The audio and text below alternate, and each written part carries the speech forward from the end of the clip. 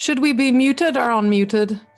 Go ahead and be muted until, because what we will do is I'll share with you what we're going to do is we're going to go around and have everybody introduce themselves and just like doing your 30-second commercial. But my name is Linda Sunshine West, and we're here at the Women Action Takers networking event. I want to thank you ladies for being here. And, as I mentioned, some ladies will be hopping on here and there, and some people will leave early and some will stick around to the end. Typically what we'll do is after the meeting is over, most of the times we'll do an after party. So if you want to stick around, please feel free to stick around, and that will be done about 12:30. I'm excited today about the speaker that we have, and it's what I call a wild card. Wild card are men that I bring to speak to the event. And the reason I bring some of my male mentors and coaches is because of that. They're my male mentors and coaches. And these people have taught me so much about life, about business, and I want to share them with you instead of just like keeping them to myself. So I decided, just actually last month that I would start, sharing my male mentors and coaches with you ladies here. Today we have the inventor of the credit card magnetic strip. It's something that most of us use, credit card or a debit card one time or another, probably during the month, at least once a month. As a matter of fact, I've used mine 3 times already this morning because we went and got some food and, so went to a couple places. But this gentleman, like, he's going to share the story of how he invented the credit card magnetic strip, like where it came from, the idea. But then what I'm also going to talk to him about is some of his failures. Now, he doesn't know that I'm going to be asking him about some of his failures, but he's had plenty of failures. And the reason why I want to bring those up is because when we're in business, we are going to have failures, but it's how we handle those failures, right? That either turns into a success or not. So are we going to learn from the failures that we had, or are we going to, mope around and be like, oh, I'm such a failure, which is what I used to do, by the way. I would just like, I'm such a failure. So we're going to talk about, not only his successes, but his failures as well as learning lessons. Now, I've known Ron for about 4 years or so, and I met him at an event called Secret Knock. And I was just really, there's some people that you meet in your life, and actually Patty and I were talking about this earlier because our next speaker that we have October 24th, which, by the way, mark your calendar, it's just, there's some people that you meet in your life that there's something about them that has this, like, there's this charisma, right? And that's what it was for me when I met Ron. He just has this like natural charisma. He's older, he's in his 80s. And I met him, and we were actually, I'll introduce you later. I'll talk about him a little bit later, but I guess I could probably talk about an hour about Ron alone because he's just been such a tremendous part of my life. And so, when I started this Women Action Takers networking event, which was, gosh, probably 2 years ago, I think it was 2 years ago in September, and we were meeting in person, and we were meeting twice a month, I think, in person. And then I went to once a month and turned it into like an all day affair. It was like all day long. We went, had this networking event.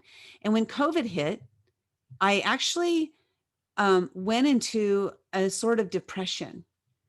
And I didn't really realize I was in depression until I held one of these virtual networking meetings. Because remember, we had been meeting in person, and I'm a very social person. I love to be around a lot of people.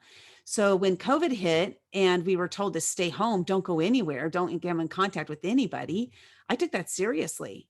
And we literally, like, I didn't even go to the grocery store for like a week and a half for the first time. I was like, I don't know if we have enough food to last. And then I had this idea. I said, you know what, I'm going to go ahead and do a Zoom virtual meeting because I see a lot of other people doing that. And I went ahead and put the word out that we're going to do this Zoom, Women Action Takers meeting. And what happened was how I discovered that I had been in depression is the minute we showed up for this meeting and the women started showing up, I got an immediate surge of energy. Like it was immediate, like an injection of energy.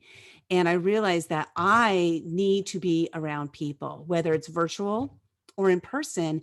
For me, it still serves the same purpose. And so the Women Action Takers, it's more than just about, women getting together to take action. This is about women getting together to be able to share their lives, share their heart and their soul, to share what they're going through in their life and not feel judged, right? This is a judgment-free safe zone, a place for you to come in and share whatever you're going through. But what we're going to do today to start out is we're going to do our 30-second commercials. And I don't see, oh, Brenda hasn't shown up yet. So I guess Marianne will be doing our timer. Is that what that was, Marianne? You raised your hand. Yeah, I saw Marianne's hand go up. So Marianne is going to time us for the 30-second commercials.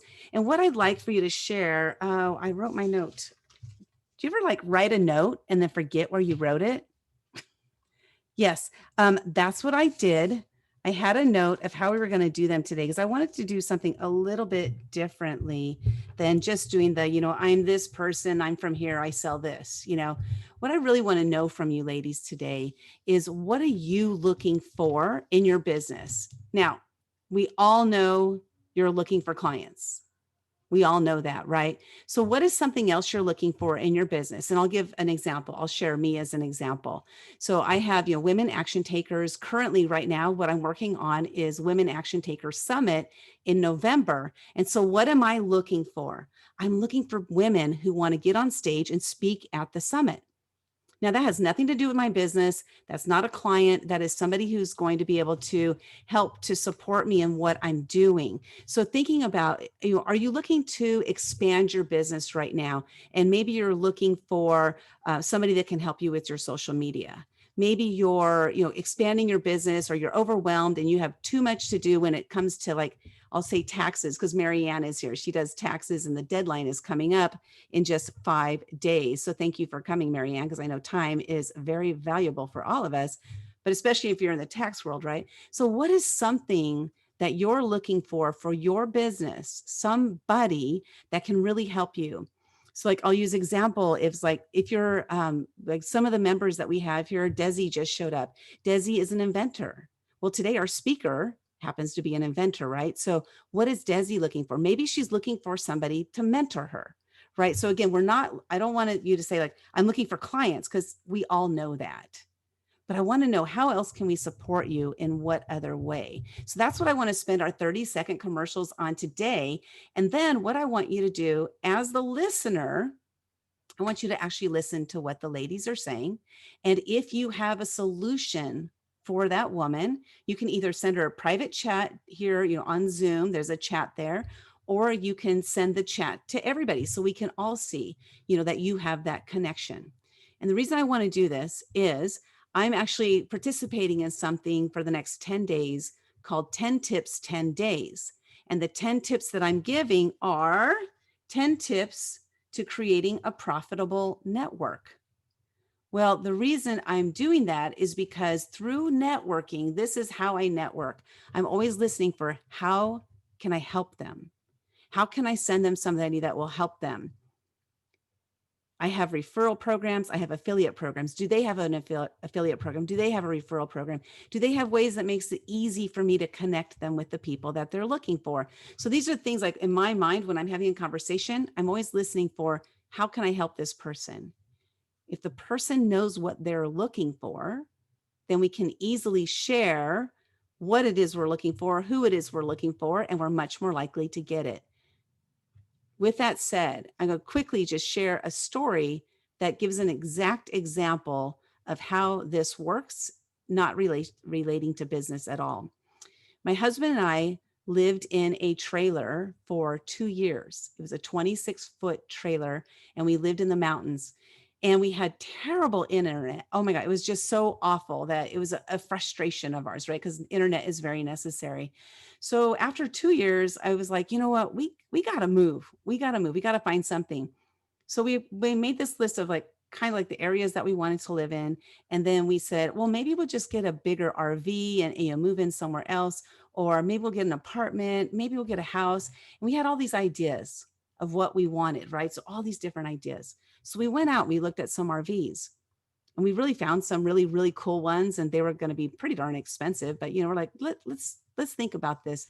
Then we went to the next step, and we're like, let's go look at some apartments. So we looked at apartments, and we'd walk away and we'd say, okay, well, because we have 2 little dogs.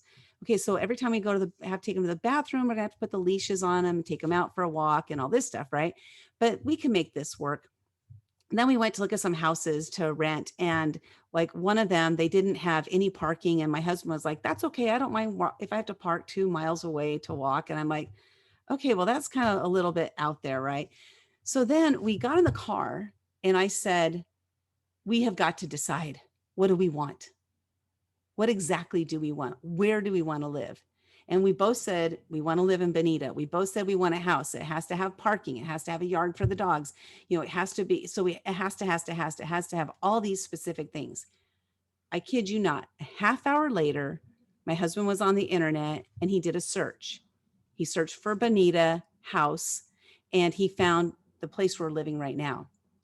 And it was literally in that half hour. So then he put in a connection request to the owner of the house, said, we want to look at it. We looked at it the next morning and the guy decided on us. It wasn't until we were so hyper focused on exactly what we wanted that we got it.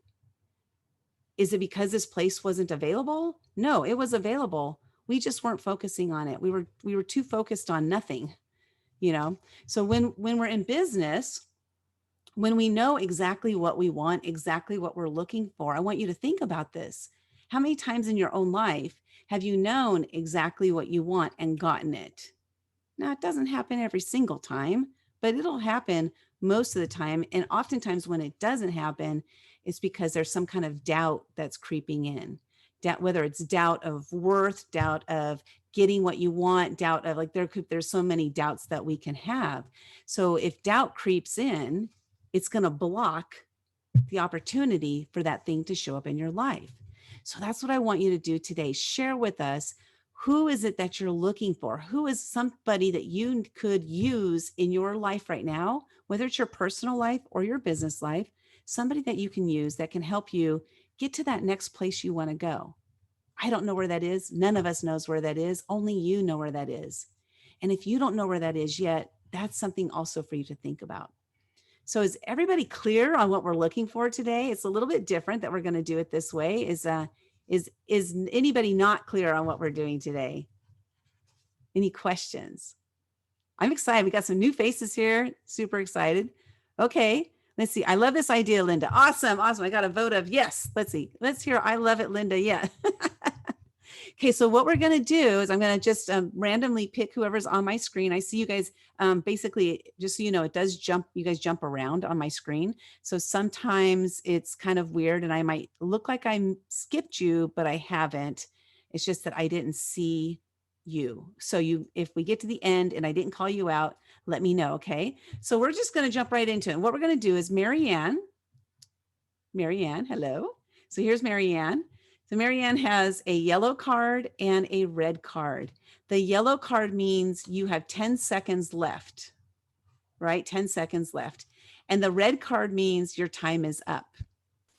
And so what happens when the red card comes up is just wrap up what you're saying. You don't have to be like, oh, like right in the middle of a sentence, but just wrap up what you're saying and make sure you let us know who it is you're looking for so we can support you today. Marianne? We're doing 30 seconds? Yes. We're doing 30 seconds? Yeah, we're doing 30 seconds, exactly. Okay. And so we're going to jump right on into it. Got Whitney joining here. We got Malika, Jan, Rochelle, Desi, Veronica, Kathy, Vandy, Marianne, Brigida.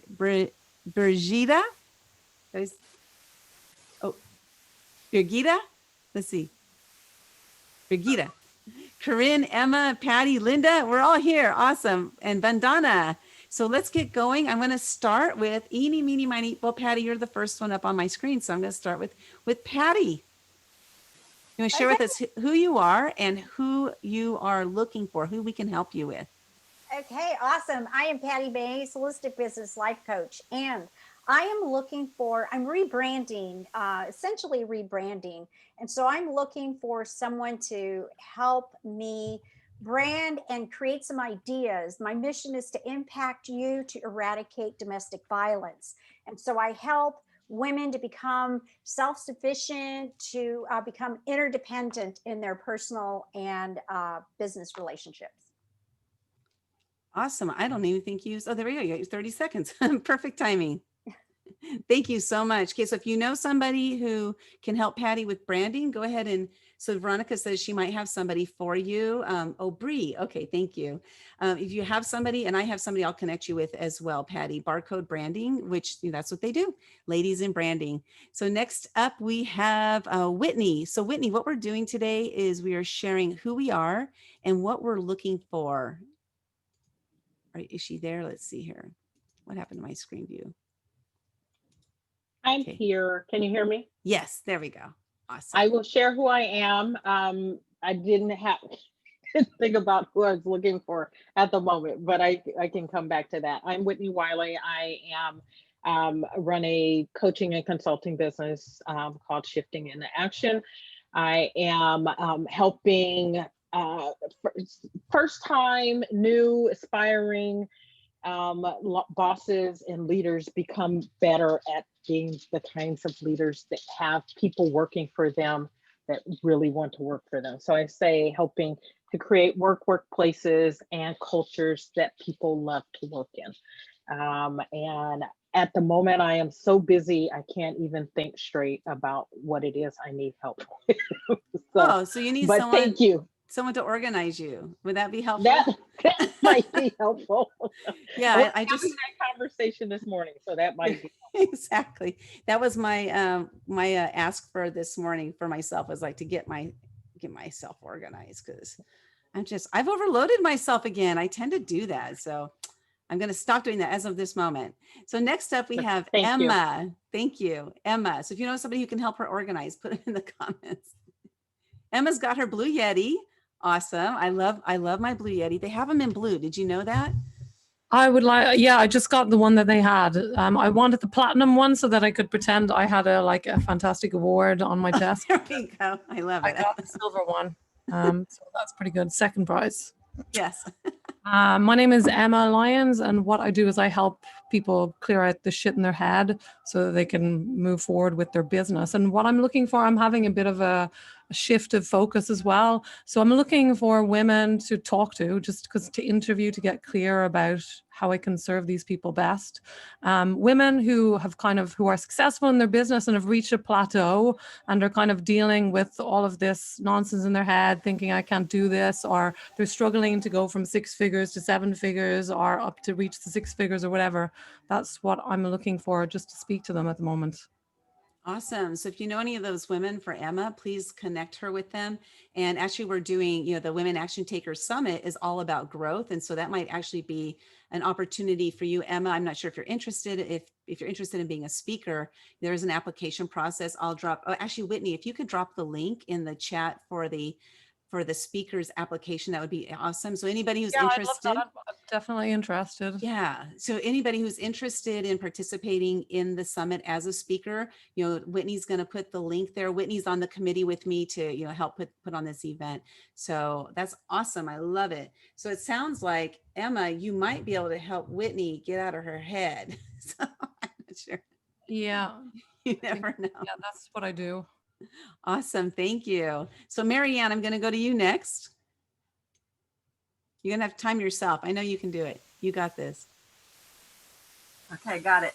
Okay, my name's Marianne Lindsey. I'm in San Diego. I have an income tax business. And as Linda has said, it's kind of busy right now. And the reason I'm busy right now on October 10th is because of all the procrastinators who didn't want to do their taxes, right? They didn't want to do their bookkeeping work.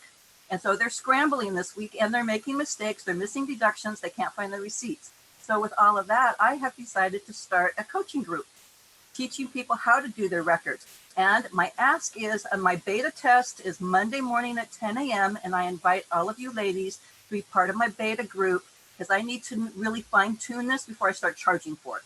Okay, so there's my free offer. That's what I'm doing. So okay. I'll put all that information in. I'm sure my 30 seconds is up. Yeah, I'm sure you didn't time yourself, but that's okay, because Veronica was super excited about that. Veronica, do you love this idea or what? Great idea, Marianne.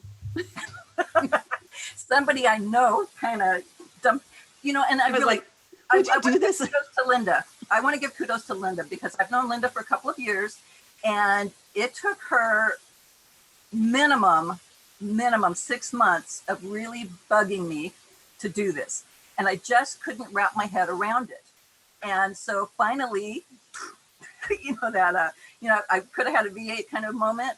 And then it's like, okay, now I get it, but what do? I don't have a name. I don't have a price. I don't have anything, but you got to get started, right? So I decided I'm starting Monday, and I welcome all of you to please be part of my beta group so that I can refine this. Awesome. And it's true. So that's the thing, right? You don't have to be great to get started, but you have to start to be great. And here is the thing for Marianne. She does a tax business and she also has another business. Now this is relevant. Marianne, if you can mute yourself, that'd be awesome because I hear some feedback from you. There we go. So she has two different businesses. If Marianne kept thinking, or if Marianne's thought was that I'm too busy to start, I don't know when I can start, I don't know when the right time is to start, she would never start. Taxes are year round, right? So there's always some sort of deadline. She has trainings, but she's doing it. Yes, it was 6 months in the making, but here it is. It's here on Monday. And she's starting it like just 3 days before her tax deadline. So I'm super excited for her to jump into something that's unknown for her, to jump into that. But you know what? She has support. And that's why she's doing it. So Marianne, I'm super excited. And Veronica is definitely in. So. I do want to say one thing. This Zoom thing is new to me, but the tax stuff is not. I've been doing it for 30 years. I just finished 70 hours of continuing education this year. I know what I'm doing. I'm an expert at what I do. And I thought this comes easy for me and it's hard for other people. Let me help. Your commercial's up. Okay. So, yeah, but thank you so much. So Marianne, put the information in the chat so people can find out how to connect with you. I will. Awesome. So let's see, Bree, is that how you say it then? Oh, you're muted there.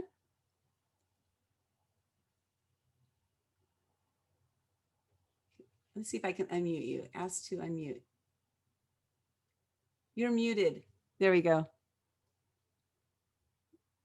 Mute. There we go. That sounds no, better, I'm sorry. I'm used to be on the other side, so I have no control of this. So thank you for inviting me in. And just so you know, I'm Swedish, but so that's why my accent, so you don't have to wonder. But I've been in California for 10 years. And what am I doing? I have it's a 4-year certification program in leadership coaching and training. So I've been developing, and actually it's for the future for everything. And what I'm looking for, I think I need someone who helped me answer that question. What am I looking for? Because everything I'm doing is so complex, and I have a huge network, and I have so many projects that's going on. So I don't really know how I could level it up.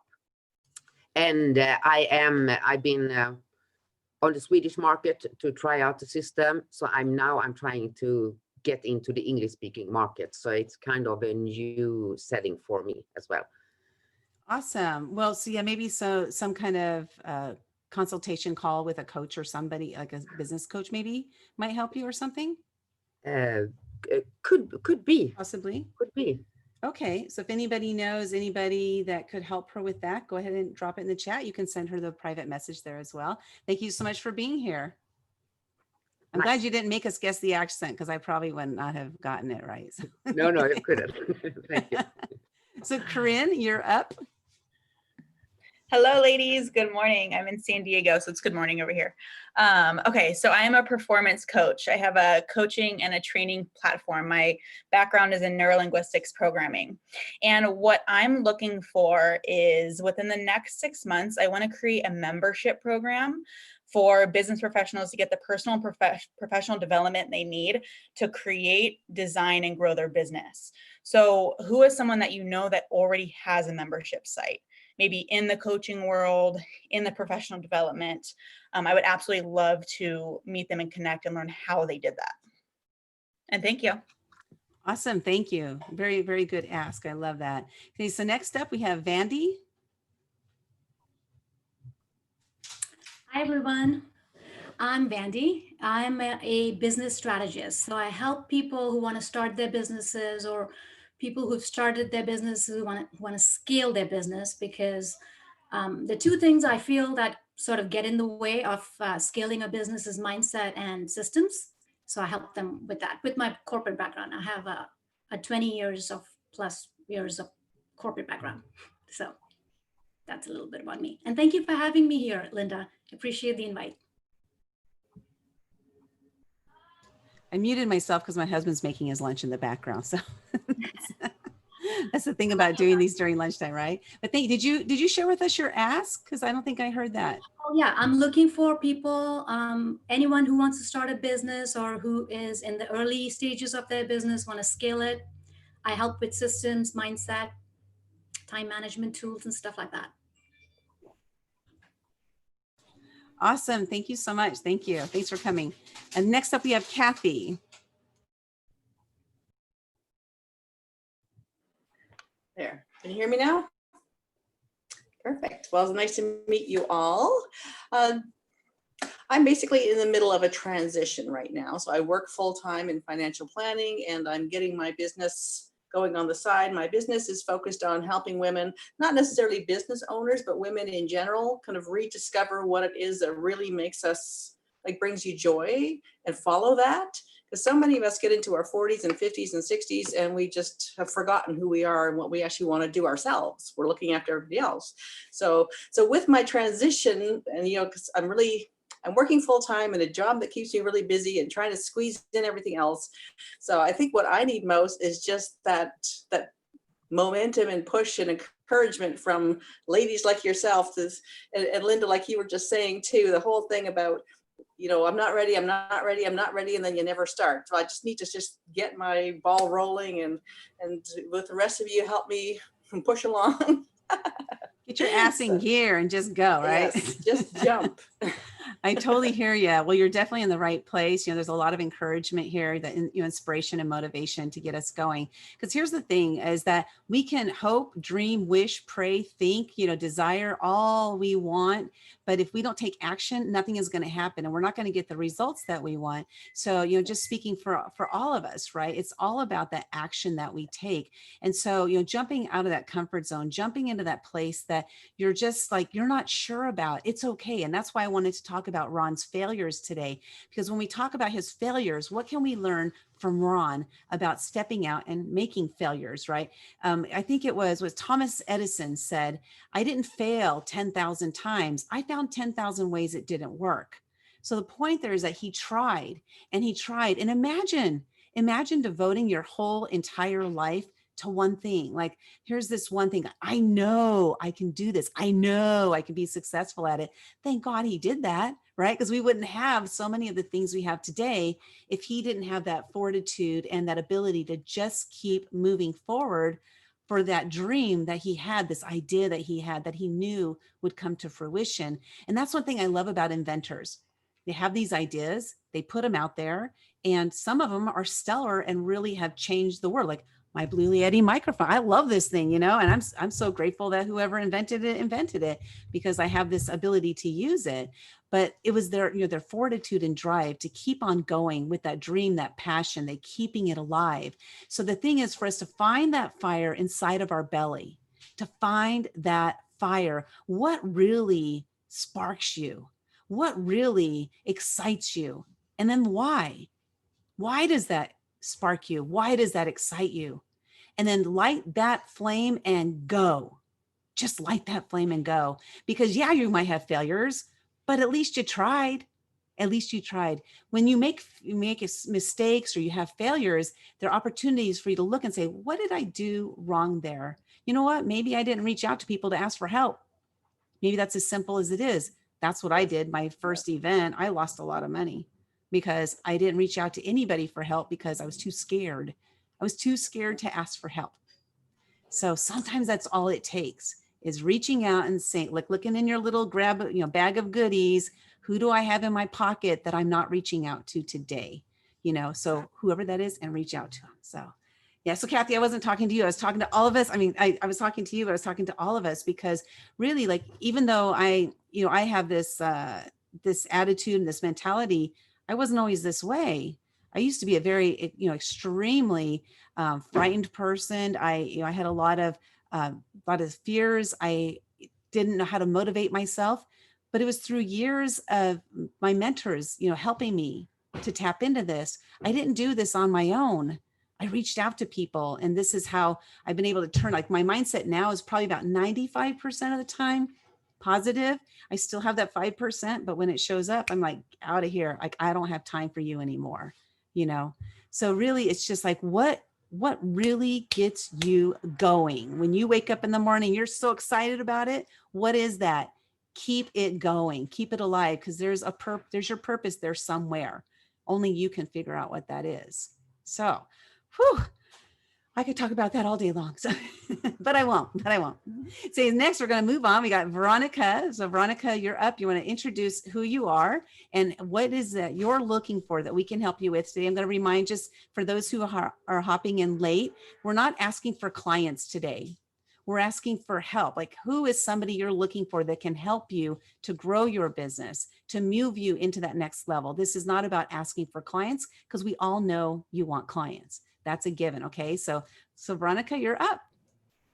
Hi, I'm Veronica Jeans, and I'm originally from Namibia, Africa. And I've lived in America now for 20 years. And I'm an e-commerce business consultant, Shopify expert, and recently #1 bestseller on Amazon. Woohoo! And so I am, what I'm looking for is support. I'm launching on November the 7th. I hope our virtual event doesn't clash, Linda. 7th of November, I have a whole Saturday where I'm going to bring e-commerce experts in about packaging, shipping, international shipping, sales tax, and all this other stuff, and including my clients who will do videos to encourage people to get online and start selling stuff. So that's it. Oh, but what's your ask? How can we help you? Oh, you're muted. I swear I didn't mute you. I promise. No, it's probably me. So what I would like is, all you need in any virtual event is bodies, right? I need bodies. I need people to help promote it. And because we're doing it with a very low budget, very, very, very low budget. And I'd like to see, people that really need the services, that they come and show up and give us lots of loves. Okay, so do this, Veronica, in the chat, share with us, like, what does that look like? Like, why would I want to attend that, right? So that's really what I want to know is, like, who should I invite? I don't want to just invite everybody, because you need to come because you want to start selling stuff. Hello, we had this conversation, right? Yeah, that conversation's gone now. I moved on. Okay. So anybody that wants to sell stuff online. Go and put it in the chat, because we've ran way over on time there. So put in the chat, who it is that you want us to invite. So who is somebody, like, why would I invite this person? Why would I share your event with somebody, right? So, like, anytime we're doing an event, we want to think about that. Like, who needs to be there? Like, who do I need to think about that needs to be there? So always want to put that in our mind when we're having events. So awesome. Thank you for sharing that. And then is it Rochelle or Rachel? I hope I at least got one of those right. Rachel. Okay. Rachel, welcome. Yes, thank you. So yes, I am a transformational coach and a business leader, and I just kind of help people awaken what their true potential is and what they are wanting to create in their life and the life that they dream of in body, mind, and their finances. Myself, I've lost almost 100 pounds. I help people lose weight. I help people create dreams. I help people create time freedom. I help people create financial freedom. And so that is what I do. I'm a business coach and, a transformational coach and a business leader.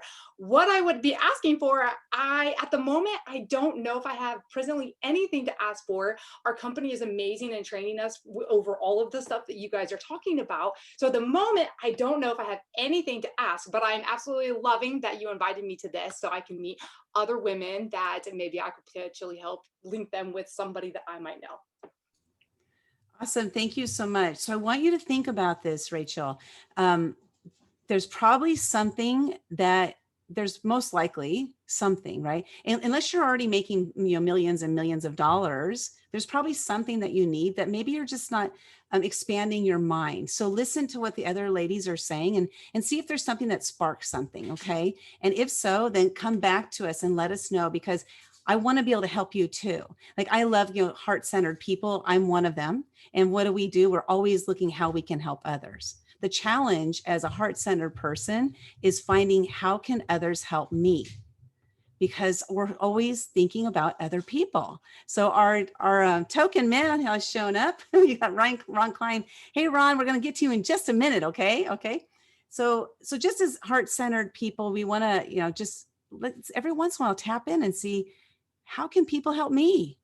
How can people help me? I'm helping so many people all the time. What do I need? What do I want? Right? Because otherwise it's really hard for us to get what we want if we don't know what we want. So I'm going to move on to Whitney, did you? Okay. Vandana, did I say that right? Fingers crossed. Let's see. Yeah, you can call me that because most of them do that. Okay. And I just want to introduce myself. I'm a social media manager, content creator, and a graphic designer. And I'm from India, Bangalore. So this is my first time on a virtual event. And thanks for inviting me. It was totally unexpected. But I'm learning a lot of things, hearing everyone speak their businesses. So actually what I do is I do help single moms and solopreneurs to stand out with their social media, or content management. So anyone who needs any kind of help in that area, basically I'm mostly concentrating on Instagram. So anyone who needs help in that, graphics or content creation. So Okay, I like to do blog writing.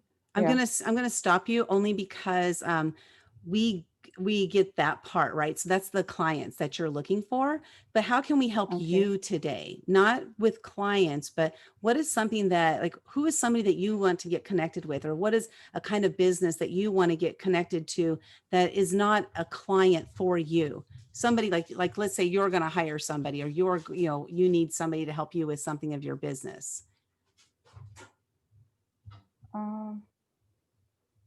Actually, I couldn't figure that out yet because I'm still in my initial stage. But the drive you were talking about when you get up every morning to, to do your work is, I just want to help out women, because most of the women around the world, I've seen they lack support in almost all areas of their business. So it could be tax, it could be, content, marketing. So most of them lack support. So in any way that I can help them, this is my little thing. That's all. That's the drive. Okay, the drive. Awesome. Well, thank you so much. Thanks for showing up. You're in India, which I know it's like really late, like 11:30 at night over there. Yeah. So thank you so much for being here. Is it that time? It's 12. 12. Okay, it's midnight over there. Thank you. Thank you for being here. Okay, next up we have Malika. Malika. Hey, so I'm Malika Simmons, and I'm the CEO for Momentology Media and the creator of the Momentology Method. So many of you are stuck or ashamed about yesterday, and you're worried about tomorrow when the only important time is right now. I show driven servant leader women how to step up, speak up, and level up by eliminating fear-based decision-making without sacrificing their authenticity or their integrity. And what I'm looking for is some women to interview. I want to dial in my messaging. So I want to speak to some dynamic servant leader women who think they have more things to do than time to do it in. So that's my message, and that's what I love. Anyone who thinks that the purpose that I have resonates with them, if you're busy and doing 1,000 things and want to level up, I want to talk to you. So thank you. Awesome. So you're looking for those powerful women that you can interview, right? Yes. Awesome. Thank you so much. And then next up we have, let me see here, Jan. There she is. Hello. Hey, thanks for inviting me, Lynn. Thank you for being here. And I'm from Kentucky. So it's 3 o'clock here. We're a little bit ahead of you all. But I'm a promoter for Prove It Industries, and we sell keto. That's a drink that gives you the benefits of ketosis without doing a diet. And my ask I actually had last week, so I don't have one today, but it was I just needed a mentor, somebody to have accountability with. And so I found her, and we're going to do some training sessions and things, because I was getting everything ready and, keeping my office clean and getting things pretty. But the action step you were talking about earlier, I wasn't doing that. I was having everything in order, but not taking the action. So she's giving me accountability for that. So that's what I needed. Congrats on reaching out for somebody to help you with that. Cause it really is true, right? We get all organized all day long. We got to take action on it. So awesome. Congratulations. So next up we have is Michelle. What we're doing, Michelle, today is introducing yourself. Oh, sorry, can't chat right now. Okay. We will skip Michelle. Luann, are you in a place that you're going to be able to chat today? And did she put anything in the comments? Because a lot of times she's not able to come on. So I'm going to skip then to Desi. Desi, you're up. You want to share with us who you are, what you do, and how we can help you today. Hi, everybody. I am Desi DeSeos on Instagram, and I would love to connect with all of you. My day job is I'm a TK teacher, transitional kindergarten teacher, but I've always been an entrepreneur. And my newest project is, which I've actually never shown it before. I don't think, Linda, you've ever seen it before. This is a bag I invented, and it's a beverage holder. It has many different pockets, and I'm looking to license this baby. So I'm looking to license it maybe to somebody like KPBS who can use it and put logos on it, or maybe a sports team, or maybe an outdoor company. So if anybody has any contacts, I would love to speak with you. And Ron, hello. I am emailing you right after we get off of this call. I already have the email set, and I would love to talk to you, Ron Klein. I'm so glad that you're our speaker today. One unique thing about my bag is that it expands. So you zip it from the side and down on the bottom, and it expands so that you can put larger size bottles in it. This is a, 40 something ounce. You can go up to about a 60 ounce. Awesome. It also has a divider in the middle, so you can put 2 wine bottles so they don't clank together. Well, there we go. Now you've got me sold.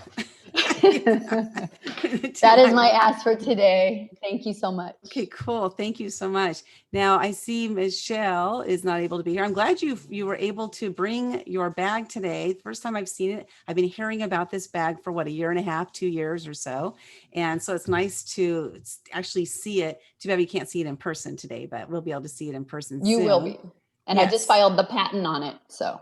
Oh, congratulations. Fingers awesome. crossed. For anybody who's even thought of inventing anything at some point in their life, they know the challenges that you go through. So there's a lot to it. And Mr. Ron Klein, our guest today, we're going to be talking about, Ron, his inventions. But Ron, I didn't tell you this. One of the things I really wanted to talk about is focusing on some of the failures that you've had, and how do you go through those, and how many have you had, and those kinds of things. So I'm introducing you today to Mr. Ron Klein. Oh, before I go on here, remember, in the chat, go ahead and, connect with each other, share the, the information that if you have people that you can connect everybody with, go ahead and share that with them, whether you're private messaging them or putting it in the chat for everyone to see. And at the end of the meeting, you'll be able to download the copy of the chat. So when you're in the chat, there's a button that says, where is it? Like you have the chat open on the right-hand side on the bottom, it should say more, and it should say save chat. So when we get out of it, you'll be able to save it to your own computer. So that's always kind of fun. So our speaker for today, Mr. Ron Klein, many of the ladies know Ron because they've been involved with some of the things that I do, going to events and stuff, here in San Diego. And what I love about Ron is, I mentioned this at the beginning, Ron, you weren't here to hear it, but there's some people that you meet in your life that they have this like charismatic personality. And Ron is one of these people. I saw him at this event called Seek or Knock. And there was a DJ at the event, and there was something that Ron said. I think he said something about singing on stage or something. And I went over to the DJ and said, hey, can you play a song for Mr. Klein? I hadn't even met him yet. And I think Ron told me he liked Frank Sinatra. So I said, will you play a Frank Sinatra song for, Mr. Klein? And so they started playing this Frank Sinatra song. So I decided that Ron and I were going to grab microphones and we're going to go on stage and we're just going to sing and dance together. And we did. Yes. It was just kind of like this fun, spontaneous thing to do. And I had a great time. And so that's kind of like how Ron and I kind of started a relationship. And my point there is that we never know who we're going to meet, where we're going to meet them, and what's going to happen, but just be open to any of the possibilities. And Ron's name is actually the grandfather of possibilities. So it's really perfect because Ron is an inventor. He's an incredible man. He's a veteran. He's done so many amazing things in this world, but he really changed the way we do credit and debits, for our credit cards and debit cards and the multiple listing service. He invented both of those. So the multiple listing service is for the real estate industry, and credit and debit cards, like I said, you probably use them on a regular basis. So Ron, welcome to the Women Action Takers Networking event, our wild card of the day. Woo, woo. Thank you. Thank you. I just took myself off of mute. So, God, what a delight. I mean, look at all these bright, shining faces. And the reason that Linda and I did the Frank Sinatra thing and we sang and we danced and everything, because of my age, somebody said, if you stand still, they throw dirt on you. And I'm not ready because I'm not empty yet. So, but I'm delighted to be here with action takers. And I have a lot of philosophy. Let me tell you one thing about being where I am today. First of all, the only thing I ever failed at, I made a lot of mistakes, loads of mistakes, but the only thing I totally ever failed at was retirement. I failed 3 times at retirement and I'm still not empty. So what's nice about being 85 years old, you can say anything you like and you don't have to apologize because everything's excusable. I am so looking forward to that day because I look at Betty White and some of the things she says that are things that I probably wouldn't say anyway, but if I'm 85, I might, and so I'm really looking forward to that, Ron. Well, Linda, Betty and Arlene and my personal friends. I mean, we've been friends for many, many years. She's a very special person.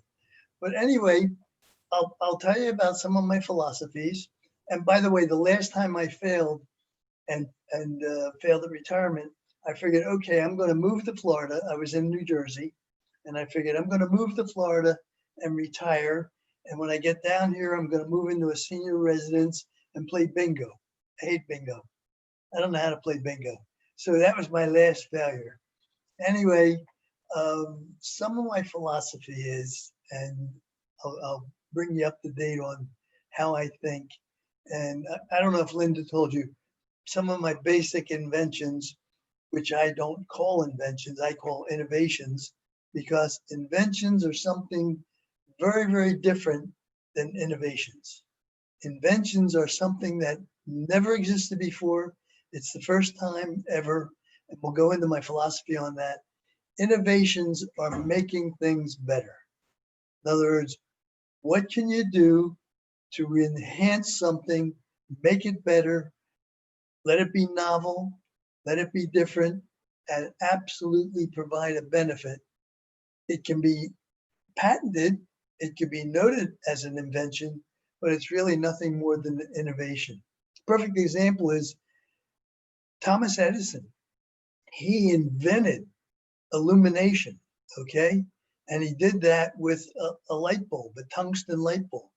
And I love to simplify things. What he did was he took a little coil of wire, passed electricity through it, and that wire had certain resistance that the amount of electricity he passed through would make the wire glow, but it wouldn't burn it open. If he had put a little bit more electricity in or made the wire a little bit less resilient, it would have burned out. So it glowed to its maximum. That was known as the wattage.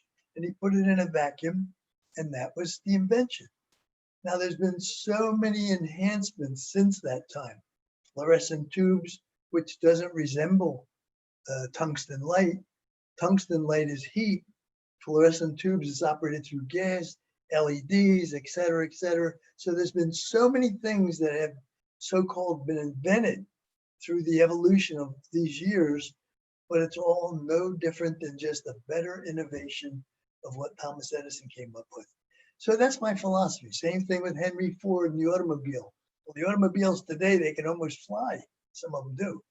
But it's no different than what Daimler-Benz invented back in the 1800s with the first so-called horseless carriage, which was the first Mercedes, and then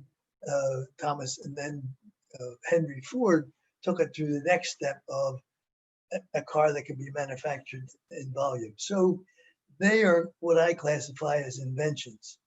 What I want to talk to you super action takers about is how to reinvent yourself and become very innovative. And with your innovations, do more of what you're doing now, because I love how women think. I've been in business with many of them for many times. And let me tell you what's so good about you, but don't tell anybody else I said this. Women, I find, are phenomenal listeners, okay? And great innovators. And that's what makes you so special, because you listen. You listen, you get it. And if you don't get it, you say, give me 8 seconds more so that I can get it. And then we can explain it to me even in greater depth. So you're very perceptive, you're great listeners and great innovators. So that's what we're going to talk about a little bit today, okay? Everybody with me? You agree? Everybody agrees? We all like the action takers, right? Yes, definitely. So- But before we go there, Ron, that's Sure. that's your teaser. Before we go there, I want you to just share a little bit about the process of, because to me, I was extremely fascinated to hear your story of how you invented or innovated the credit card magnetic strip, because the credit card was already in existence, but you thought of something that made you go to this step. So just what made is it that? better. That's what I'm going to tell you well, I guess everybody likes a story. I'm going to tell you my story because in that story, you'll pick up lots of tidbits of information that could be very helpful. I'm not necessarily the sharpest knife in the drawer, but I'm relentless, okay? In my life, there's nothing known as a problem.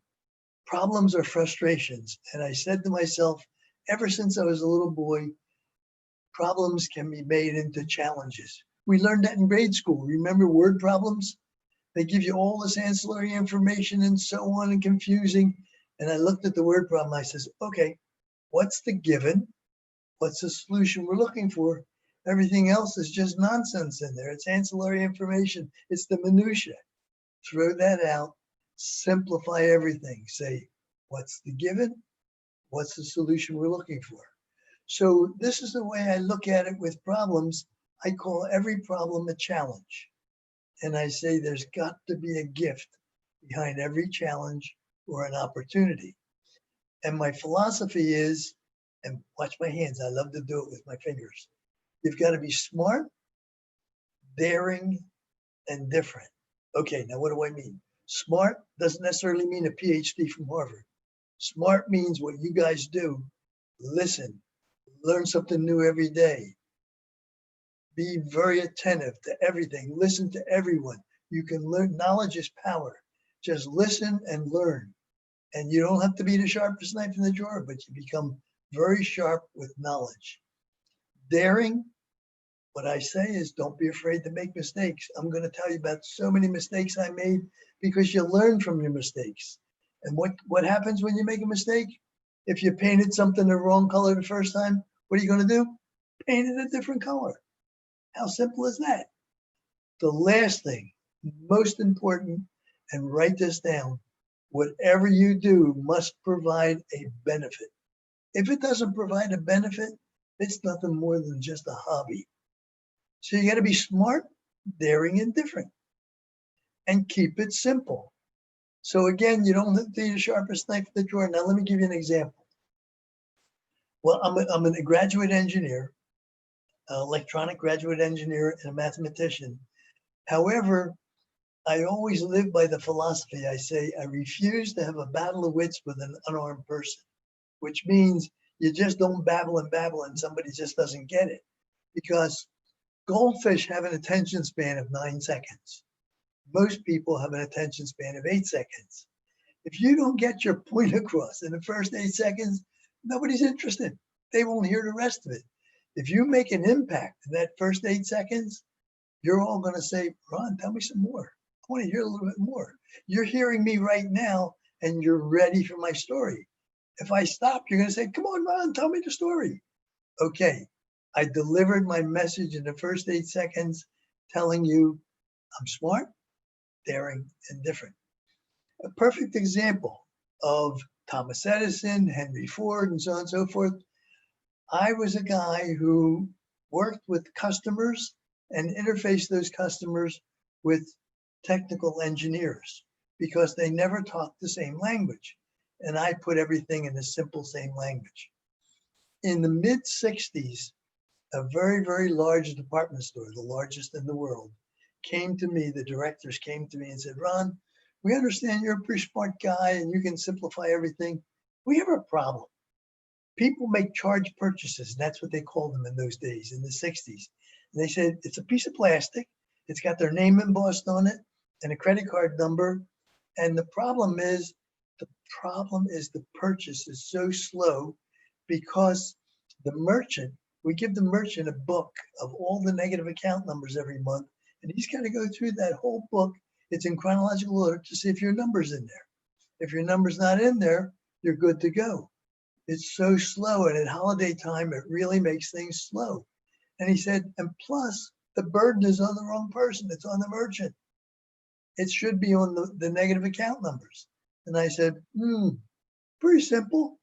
It's too slow and the burden's on the wrong person. Let me simplify that, okay? It's like a word problem. Well, in those days, there was no internet, no PCs and things like that, but they had these magnetic memory drums. And I said, let's take all the negative account numbers that you give the merchant every month, put it in the memory on that drum. And then let's take a little keypad with a cable, hook it up to the drum, and let the merchant look. He doesn't have to look up that number anymore. He just looks at the credit card number, keys it in on the pad, and if it doesn't come up on that drum, you're good to go. And that takes the slowness out of the whole operation. They said, wow, that's pretty simple. And I said, great. But it still didn't take the burden off the merchant because now the merchant could make a mistake keying in the number. And I said, right around that time, because I'm smart and I pay attention and learn something new every day, reel-to-reel tape recorders came out in the 60s. You know, 2 motors and 2 reels of magnetic tape, and you could record music on it, and songs and everything. And I said, I know how that works. If I could take a little hunk of that tape, paste it on the back of the piece of plastic card, and then build a little device that mimics the tape recorder and record the account number on that little piece of tape and make you the motor. Wow, doesn't that solve a major problem? And it did. Oops, what happened to the picture? Oh, that somebody's just showing the tape recorder. That's reel-to-reel tape recorders. Thank you, Linda. Okay, let me see all those pretty faces again. Thank you. This way I'm not just talking to myself. That was just for anybody who didn't know what the heck a reel-to-reel tape recorder was. So, and here's the point. If I wasn't the engineer that knew how to make all this work, because there were some technicalities, I would hire somebody. The concept was I simplified it and said, how do I solve that problem? Did I know at the time that was going to affect billions of people all over the world? No. All I knew is it solved the problem for the major department store, and it grew and grew and grew. But how simple was that? So that was the first of building my reputation as to how to be a problem solver, turning the problems into challenges. And they liked it. And of course, I can talk about the details as to it wasn't just that easy to build a little device that mimicked the tape reader, and how do you synchronize the account number so that you know what to read and so on. So there were some engineering things that had to be taken care of, but the basic concept, in the first 8 seconds, it worked. And that was the invention of the magnetic strip on the back of the credit card. Now, was it an invention or was it an innovation? I made something better. I didn't invent the credit card. I didn't invent credit. All I did was make something better. You gals are very, very tremendous innovators. You're seeing different things every day from a homestead standpoint, from a business standpoint, and you're thinking to yourself, well, I'm not an inventor. I can't, what do I know about patents and this and that? Well, I know Ron Klein now and he can simplify everything, but you don't have to know anything about patents. You don't have to know anything about inventions. There's people who can take you through that. All you have to know is, how do I recognize something that will provide a benefit and make it better? Think about that. Is it novel? How many different versions of paper clips are there? How many different versions are there of how do you hold pieces of paper together? So I wanted to make my point, okay? Now, listen to these great mistakes. Boy, did I learn and benefit from those. Well, first, I was building my company, and that really got me great credibility. And in building my company, and there was no software, wasn't even a word in those days. That was meant programming and things like that. Everything was electronics, transistors and resistors and capacitors, and they would make little circuit boards and put the components on it, and everything was electronic. So I started building a company, and my company grew rapidly because I needed engineers, I needed draftsmen to lay the printed circuit cards out, I needed human resources to interview some of these people. Then I needed manufacturing people to assemble the little parts and put it together. So my company started growing rapidly, and other people started coming to me, like the National Board of Realtors in Chicago. And they said, Ron, you understand different problems. We understand you can solve some of these issues and situations. And we started talking about MLS and what's needed in the real estate industry. I won't go into the long dissertation, but I developed and came up with MLS, multiple listing service for real estate. Okay, so any of you out there that are realtors, I did that in 1967. Then I saw other things coming about. In the banking industry, touch-tone phones had just come out in the late 60s. And I figured, geez, I got a great idea. How can I utilize the touch-tone telephone to make input call up a computer at a central location at a bank and call up the computer and then input my account number and have that computer come back to me in voice as to the status of my account. So that was my invention of voice response. And it came about. But all of these things were great. And it took my company to a point where it was growing rapidly. I had to fund it. And in those days, in the 60s, I was able to raise $750,000, which is like $10 million today, because I needed more money because I had employees, I had parts to buy. I was building these things for the real estate industry. So I learned quite rapidly how to go about raising capital. I went to the library, I got myself the 1934 Securities Act of Securities and Trading and so on and so forth. and how to raise private funds, and went and talked to the private investors and raised some funds. Company even grew bigger because we were manufacturing more stuff, and now I needed more money. I went back to the investors and I said, what do I do now? I need more money. I said, the company's growing so fast, I need cash. And they said, well, let's do an IPO. I said, well, what's an IPO? And they said, you know, public, go public. And I said, public, you mean those little outhouses? No, we're going to go in the stock market.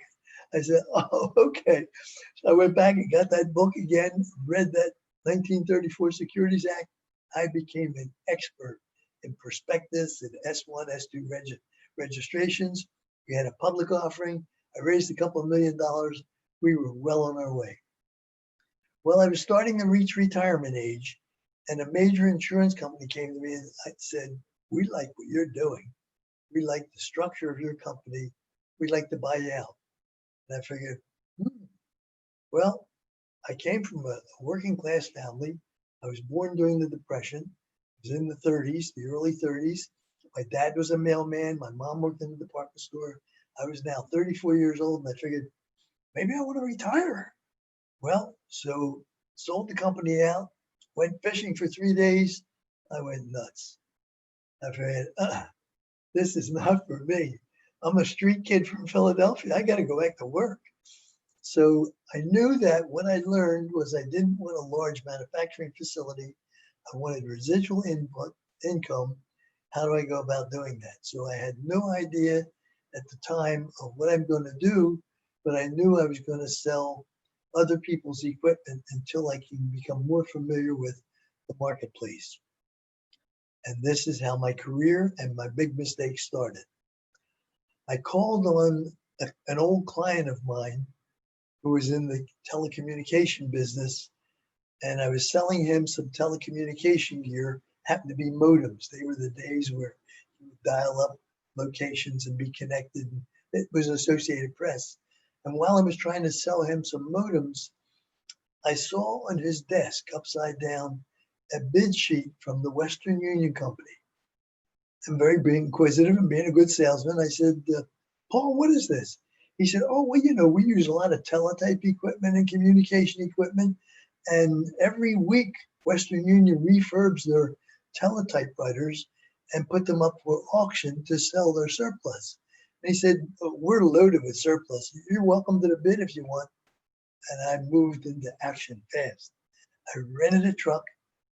Okay, Twix and Telex. Crystal, you're terrific, Linda. Thanks, Ron. Terrific, thank you. That was what email replaced. That was the old original teletypes, the old ones and the most recent ones that was very prevalent in the 60s and 70s, before PCs and before email. Everybody remember those? No. Okay, I see head shaking. Okay. No. So Us he said, youngins. you're welcome to the bid sheet. Go ahead and do this. Well, Western Union's main warehouse was 60 miles from my home in New Jersey. I lived in Cherry Hill, New Jersey, and Western Union was in Allentown. I figured I'll rent a truck, go up there and bid on some teletypes. Maybe I can be in the parts business. I went up there just at the right time or at the wrong time.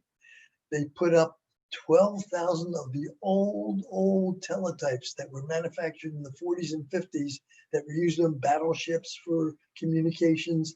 They weighed hundreds of pounds. They put them up for bid, and I figured, wow, they are fantastic. Everybody can use those parts. I can have those parts refurbished, worked on, sell them for 50 cents on the dollar. I'm in a brand new business. I bid on them, pennies on the dollar. And guess what? I won 12,000 teletypes. Isn't that wonderful? No. Stupid Ron, I never checked to find out where are they. Well, 4,000, fortunately, were in a warehouse close in Allentown. The other 8,000 were all over the United States. Chicago, Dallas, California, Texas, everywhere. And they said, now you realize, Ron, you have to take possession of these machines within 30 days. They're in warehouses and you must void them. So I didn't win a bid. I want a tremendous liability. I was in big trouble because I never checked to find out where are these machines. Nobody else bid on them because they all did their homework. I bought them for pennies on the dollar, but I owned the liability now. 4,000 were great, but I had 30 days to void myself of 8,000 teletypes that weighed hundreds and hundreds of pounds, keyboards, printers, so on and so forth. What do? Well, you guys were with me, right? And you all said, Ron, there's only one thing to do. Call the junk man. I called the junk man. He came in, he says, let me see what you got here, son. He said, a lot of stuff. He said, let's look in the bottom of these machines, the big cabinet areas. And he said, God, they've got hundreds and hundreds of circuit boards. I said, okay. He said, you know, these circuit boards were manufactured years ago for the ships out at sea, and they used what they call gold traces. They had good conductivity, and they didn't want it to rust to put all their components on. And gold was only $35 an ounce then. He said, we could take all those gold circuit cards, submerge them into a cyanide bath. The cyanide will eat the gold salts off. They'll rise to the top. We'll skim the gold off and split the assay. You take 50%, I'll take 50%. I said, sounds good to me. We were so fat in cash, it was coming out of our ears. Right around that time, gold went from $35 an ounce to $70 an ounce in the early 70s. This was around 72. We were so rich in cash, but now I had a bigger liability. Now I had 12,000 pieces of, or 8,000 pieces of junk. They had no electronics. All they had was keyboards, printers, paper tape punches. Now what do? Again, you guys were with me and you said, Ron, call the junk dealer back. I called the junk dealer back and he said, let's examine something different that you never thought to examine. I said, what's that? He said, these cabinets were out at sea, most of them, and they're very rich in chromium. He said, there's a Japanese car dealer just shipping their cars over to the United States now that has a tremendous rust problem because there's not enough chromium in their steel. And what happened? We called them up. We said, we're awarding everything to you for nothing. They sent ships over, picked up all my supplies from every port. I was out of the liability, and now I was in the teletype business with 4,000 teletypes. I hired a technician to refurbish them, clean them up, repaint them. I was now in the teletype business because I read a bid sheet on a guy's desk. But that's only a partial of the story. Do I have time to tell the rest of it? You Linda? you do. Like, can you do it in 3 minutes? And then I want to open it up for questions. Okay, in 3 minutes, now I'm in business. 3 months later, after all this happened, I get a call from the New York Stock Exchange saying, we called Western Union because we're expanding our trading floor. This was in the early 70s.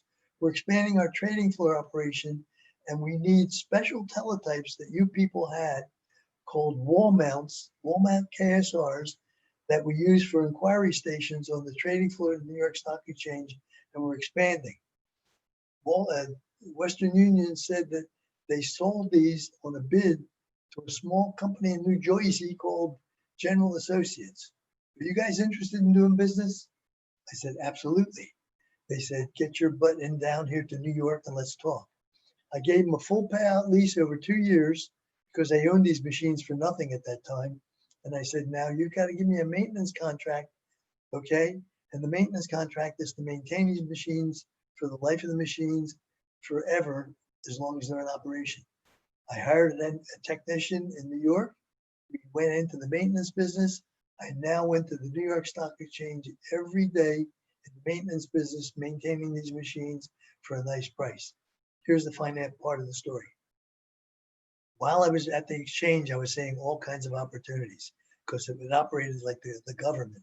It was on inertia. There was paper stacks on the floor up to your knees of little pieces of paper that they used because they didn't have any automation. I did a lot of automation, but in 1983, I recognized that they had automated the equity market, but never automated the bond market. On the bond trading floor, they still traded bonds in the auction market. And I said, I can automate this in a heartbeat. They said, Ron, it'll never work. They've been trading them like this for 205 years. They'll never change. I said, if I can do it, will you give me an exclusive agreement to disseminate bonds for the New York Stock Exchange member firms? They said, sure, because it'll never happen. I built the box, connected it to a little tube, demoed it on the bond trading floor. It worked beautiful. Started calling all the bond traders, 1,500 bond traders on the floors of all of Wall Street. And if I wasn't buying or selling a bond in 10 seconds, they would hang up on me. So didn't know how to sell the system. I befriended the best leading bond manager on Wall Street. And I said, I'm going to give this to you for 30 days free. Just use it and try it. Ran a telephone line to his office, gave him a video terminal, the little box, used it. After about 2 weeks, his phone rang off the hook. Every bond trader in the auction market started saying, Joe, what are you doing? We can't top a bond. You're topping everything. He said, I got the information before you have it because you need one of those little Ron Klein boxes. They said, what the hell's a Ron Klein box? My phone rang off the hook. 1,500 traders came to me within the first 90 days. And I said, you've got to join my club. It's a private club. It costs you $10,000 a piece for each trader just to join my club. They said, wow, that's pretty expensive, but we'll make that back in a couple months. This was 1983. Then I said, okay, but now you have to buy the little box and the video terminal. They said, no, on Wall Street, we don't buy anything, we only rent. I said, box cost me $100 to build. The video terminal was $50. I said, how's $300 a month? Fantastic. It was in for a quarter of a century. I was now in the bond business on Wall Street. That's the end of my story. It grew from there. I read a bid sheet on the guy's desk. Opportunity. There's a gift behind every challenge. Thank you, ladies. Wow. That was awesome. Oh my gosh. I love it. Wow. Yay. Thank you, Ron. Well, it's a story that, I didn't want to put you to sleep, but it shows how I didn't do anything really smart. I didn't think, but I learned an awful lot along the way. Wow. Okay. It's really amazing. What I want to do is Bree asked a question. So her question is like, most respected innovation is in physical, chemical, technical categories. My problem is that I have an innovation in personal development and psychology. I don't know what step to take, what people to connect with who understand the complexity to conquer the world. Any advice?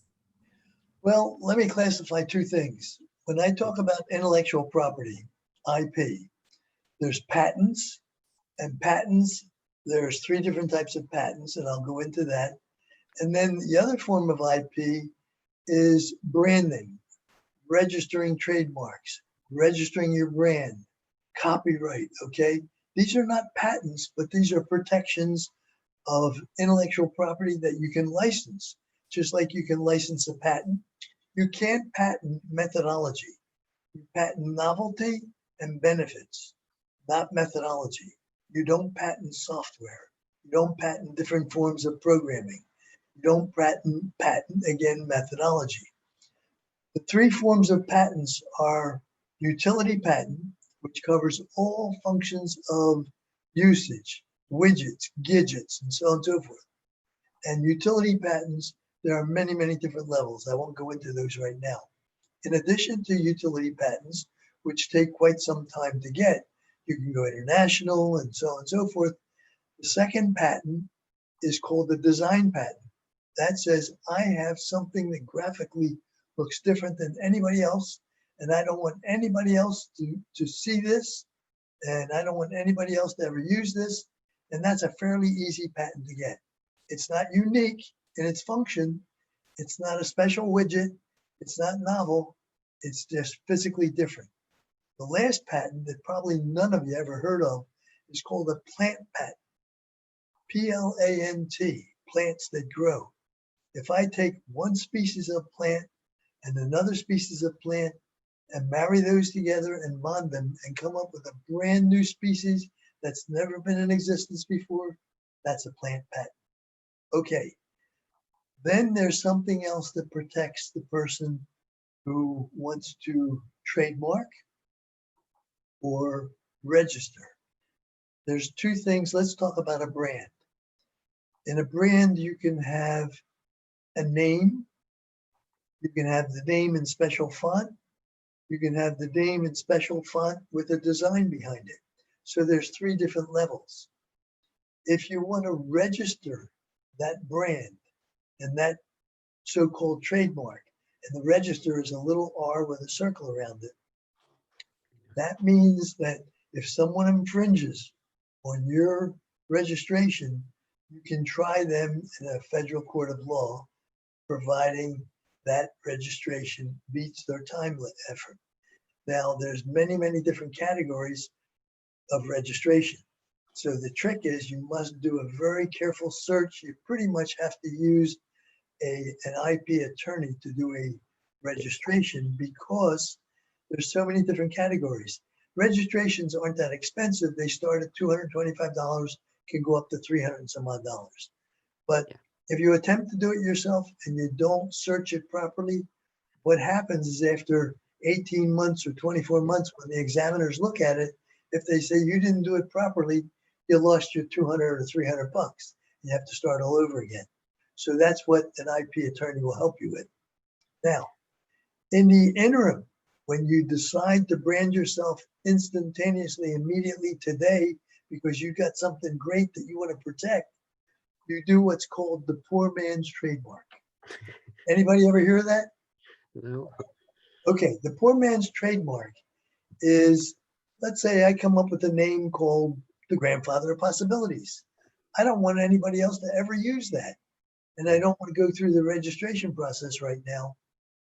I take every piece of correspondence I ever had where I used that name, where I had a piece of email, something that's dated, and I stuff it in an envelope where it says the grandfather of possibilities, blah, blah, blah, with dates and something I can prove, anything I've ever used, stuff it in an envelope, seal that envelope superbly well.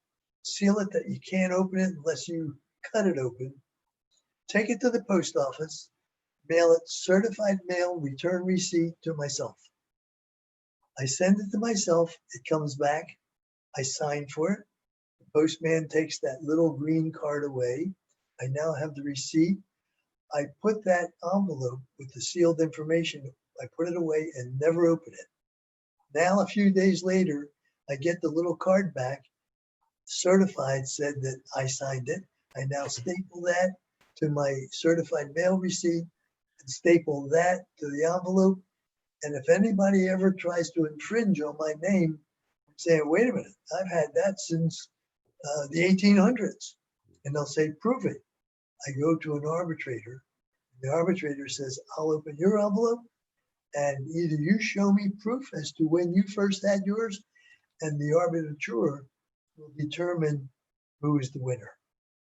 That was never, that's only at a state level. At some point, it's now recognized in a federal court of law. I would suggest if you have anything that you feel is intellectual property branded, do it today. Thank you. TM and SM. A registered trademark is the formal process that you have to go through with the United States Patent and Trademark Office. Now, I would say you have more than well answered my questions, and I know what to do. I'm sorry. Okay, now let's talk about copyright. Music, books, written literature, so on and so forth. Once you have something, you came up with a song, you came up with a quote, and you're so excited with that quote, you want to copyright it so it's yours and you own it.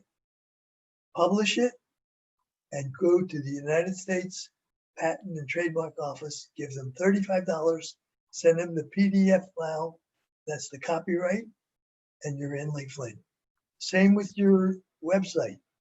You don't even have to register that, but on your website every year, put the first time you ever developed a website with the date, and then if that was back in the 2013 and now it's 2020, you'll have copyright 2013/2020. Then every year, just update it. Yeah. Does that help? It was really helpful, and I know the next steps. And now I know I have to take this patent stuff seriously and really do something to protect it. I just have the TM mark and the copyright all over the place, and the license in the agreement and everything. But I need to take it to the next level. And then the next question raised for maybe another chat, and that's how do you raise capital to be able to afford to embrace this whole process. Okay, With that, what wait, little- wait, hold on a second, Ron. So Yeah. with that amazing question, we have 5 minutes left. Just to let everybody know, I do like to end on time. You know, I like to start on time and end on time. But if Ron, are you willing to stick around a little bit later, or Ron, or what do you have going on? Are you retired now or what? Retire? There is no such. I'm not empty yet. I'm planning on retiring somewhere around 99, and then I'm going to take it easy to like up to 104. There we go. So Remember, will you stick around a little bit? I'm a millennial. I'm a senior millennial. Yeah, that's right. I love it. Now, will you stick around for a little bit after, 3:30 your time? Okay. One other little quick tidbit that while we're on top of intellectual property, you probably all heard of what's called a provisional patent. That turns into what's called patent pending. Provisional patent you can do yourself. It can run as less as $65 and it tops out at $200 predicated on your category. And what it is when you feel you're ready to talk to the marketplace or you're ready to talk to somebody to take you to the next level, a provisional patent is valid for 12 months. So don't do it prematurely, because if you use it up, then you can't move into or offer it into a utility patent to someone or yourself. The provisional patent is pretty simple. You have to have an abstract, basically one paragraph as to what it is, a narrative explaining the flow chart that you drew of what it is, or the diagram that you drew as to what it is. And it's very simple. It doesn't get examined. And within 4 to 6 weeks after you file it with the patent office, you get back an application number saying you are now patent pending. That with a non-disclosure letter gives you strength to be able to talk to anyone. Okay. Oh, that's awesome. I love That was it. in less than 5 minutes. Yeah, you did that with 3 minutes to spare. So I'm You gonna only have 8 seconds. Can you stick around? Everybody who wants to stick around and ask Ron some more questions, hear some more of his story, go ahead and stick around. But I want to officially finish the meeting here. So in the chat there, first of all, I put how to connect with Ron. He has a website, thegrandfatherofpossibilities.com. Go check it out and connect with Ron. We'll ask him in just a second how you can connect with him. But also in there, I put a link to the USPTO, the Patent and Trademark Office, because he mentioned that here in our chat today. And if you're not yet in the Women Action Takers Facebook group, please click on that link there. Sorry, Ron, you're not invited to that. You can come to our meetings, but you can't join our group. And then lastly, I like women and I'm harmless. I'm 85. I know you do. You do look cute in a wig though, and a dress. No, just kidding. Okay. So lastly, I did put a link to our next networking event, which is October 24th at the same time, 11 a.m. Pacific time to 12:30, where our speaker is, Ron, you know him, Dan Clark. He's an amazing. Yeah, so I do have another gentleman coming in. This is the only date he was available. And I'm like, if that's the date he's available, we're taking him, because this man is going to blow your mind with what he has to share with us. Really funny guy. So please sign up for the next networking event. The link is over there as well. With that said, I'm going to end the meeting officially for the day, and I'm going to keep the recording going. Normally, I would stop the recording to go into the after party, but Ron, I know you're going to just give us so much great information about patents, trademarks, and all this stuff that I'm going to keep the recording going. So, okay, ladies, thank you so much for showing up. If you want to leave, just drop out and say goodbye. And if anybody who wants to stick around and ask Ron questions, let's stick around. Let's have our after party. Linda, thank you so much for inviting me. I really enjoyed it, really. And thanks for tolerating my long stories. No, thank you so much for being here. I love it because, I learned something from you every single time. And here was, this innovation piece that I've heard from you probably time and time again. But here's the thing is that sometimes when we hear something for the first time, we don't hear it. the second time, maybe we don't hear it either. It depends on where we are in our life as to whether we're going to actually absorb and soak in something that somebody says. And so as I think about what Ron said about innovation itself, is like, what are some of the things that I'm doing in my life? And I'll use an example of this meeting, right? Each time I try something new. And so what I did today is how we introduced ourselves was something different. And I just wanted to try something different. So it's kind of like adding on to what I was already doing, but changing it up a little bit to see how well it received. Is it received well? Is everybody like, oh, that was awful? Like, I'll never do it again if it was awful. Well, you know, Linda, you can ask yourself and ask your audience, did you get any kind of benefit out of today's session? Remember, innovation, if innovation doesn't provide a benefit, it's a hobby. Okay, yeah, I love that. If innovation doesn't provide a benefit, it's a hobby. Right. That's a writer downer for sure. There you go. Oh. Copyrighted. There you go. Yeah. So Bree, you had another question. So why don't you go ahead and. No, I'm just, if I could, I would take Ron and ask him to be my mentor for a couple of sessions, just to get me going. That is just a question. And I said that would be the first mentor I have that actually still alive. Otherwise, I have a Buddha, Einstein, and Da Vinci that has been my mentors. So that's a question of honor. I'm so grateful. I do mentoring and I do business consulting. And the one word that I hate is coach. A lot of people call me a coach. Now, coaches are on football fields, they're on basketball courts. I was never a coach, but I am a strategic advisor. Yeah. And I never give an opinion. I only give advice. Yeah. And you know that story. Oh yeah. Advice Very well. Advice is from somebody that's experienced it and did it before. An opinion is from Aunt Martha, who's never done it before, but will tell you why it won't work. I agree. That's why I'm asking. It's rare to find a person that you, at least for me, that I think, oh, this is someone who actually can give me an advice that I have no clue about. So I feel really honored to be on this meeting. I'm so grateful. Thank One you. of the things you always want to look at, you want to worst case every situation. When you say, what's the worst thing that can happen? Well, the worst thing that can happen to anybody is, you become deceased. But in a worst case situation, I take every challenge as a little house. And there's a front door to the house. I open up the front door and I look around. If there's no window or back door to get out, I don't go in. If there's a door to go out, I'll say, okay, I can experience lots of things. I might even make a wrong bid, but at least there's a door to get out. Yeah. Worst case, every situation. I like that, the escape route, right? Yeah. Yeah. It's good. That's easy to understand. Yeah. And you know what? We have Desi here, and, I've known Desi for a couple of years. She has her bag she invented. I've been hearing about it, and I had never seen it until today. And so I'm sure Desi has at least one question for you. And if you don't, Desi, sorry to put you on the spot, but I'm not really that sorry, but I just like putting people on the spot. Do you have any questions for him? Well, Ron, as you saw my bag today, I would like to get it licensed. I don't think manufacturing is the best route for me at this stage in my life. So as I mentioned earlier, I'm actually in the process of emailing you, and I would love to chat sometime and kind of get your feedback as to what my next step should be for that, or maybe who I should reach out to. Well, I'll just give you a little quick tidbit of something. Did you file a provisional yet? No, I filed the full patent already. You did? And yes. Were you awarded the utility patent? No, not yet. I just filed it in August. So did you file it personally, or you have it? No, the attorney filed it. My patent attorney filed it. And he said that because of COVID and everything, we might not hear something for maybe 5 months to a year. Well, here's the thing. In other words, you filed 20 claims with it.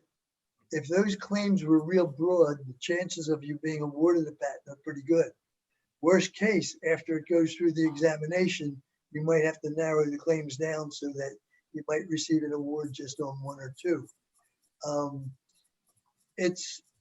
you can accelerate the examination for a couple $1,000s.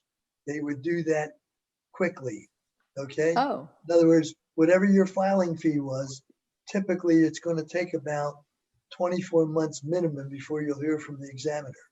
If you had paid a few $1,000s more, you would have heard back earlier. However, there's another trick.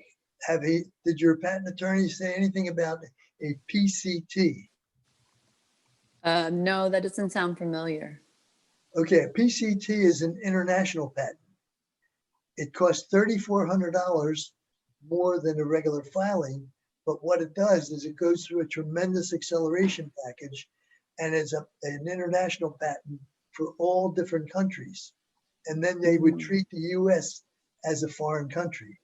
So sometimes it's better to pay the $3,400 instead of the $1,900 or $2,000 for the acceleration. But we can talk about that. But okay. I'd like to see what your claims are, and it's a good idea. Now you can talk about licensing, which is a good idea, and versus licensing versus a royalty. You have two different options.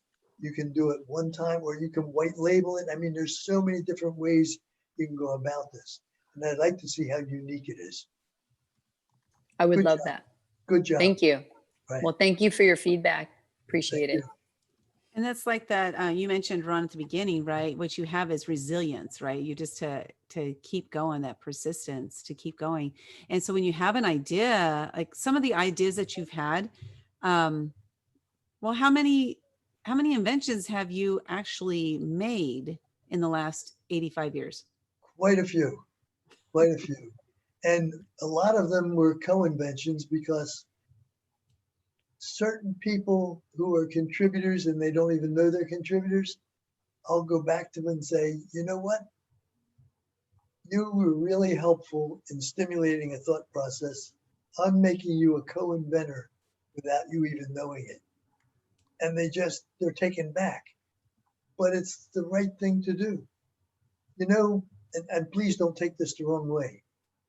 If you're not a contributor in this world, what value do you have? Okay?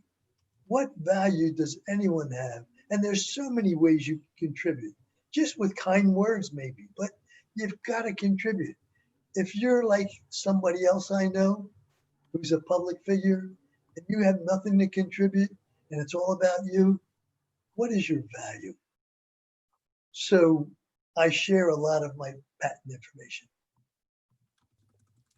I love that. You definitely believe in that collaboration and cooperation over competition, right? Right. Yeah. Does anybody else have any other questions for Ron? It doesn't have to be technical. I'm Patty Mays. What's your favorite song? Okay, now go. Yeah, Patty. Linda, I know. I knew it was going to be a song. Ron, thank you so much for being here. I'm Patty Mays, and I remember meeting you at Secret Knock a while back with your darling wife, Arlene. Yes. And I just love her. And 61 years we're married. I know, it's wonderful. Congratulations. Happy We're going to start living anniversary. together now. It's working out. I love that. I love that. So I just want to ask a question about your relationship. I work with women to help them become interdependent in their relationships. What is one really cool nugget that you could share with us here, with all the women here, to help them become really self-sufficient, independent within themselves, to be that interdependent partner that you and Arlene share beautifully? Okay, I'm going to show you something physical. Don't ever do this. Practice humility. I love it. I accidentally muted you, Ron. I meant to mute myself, but I muted you. So you got to unmute yourself. I know. I wondered, where did he go? Oh my gosh. It's because I was laughing about him doing the chicken thing. It won't let me unmute you. Here I go. There we go. Okay. There cool. you are. I was laughing when he was doing that my what I hand was slipped. saying, don't ever do this. practice humility. Everyone should practice humility, because if you walk around with a megaphone, it's disgusting. That's the way I feel.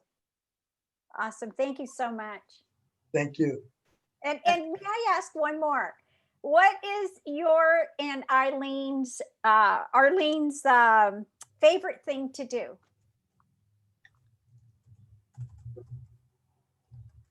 Help people. Mm. I get a lot of joy out of giving. If I can help somebody in any situation where they say, I get it, thank you very much, that's so rewarding to me. Yeah. Even if I'm just acting as a father figure.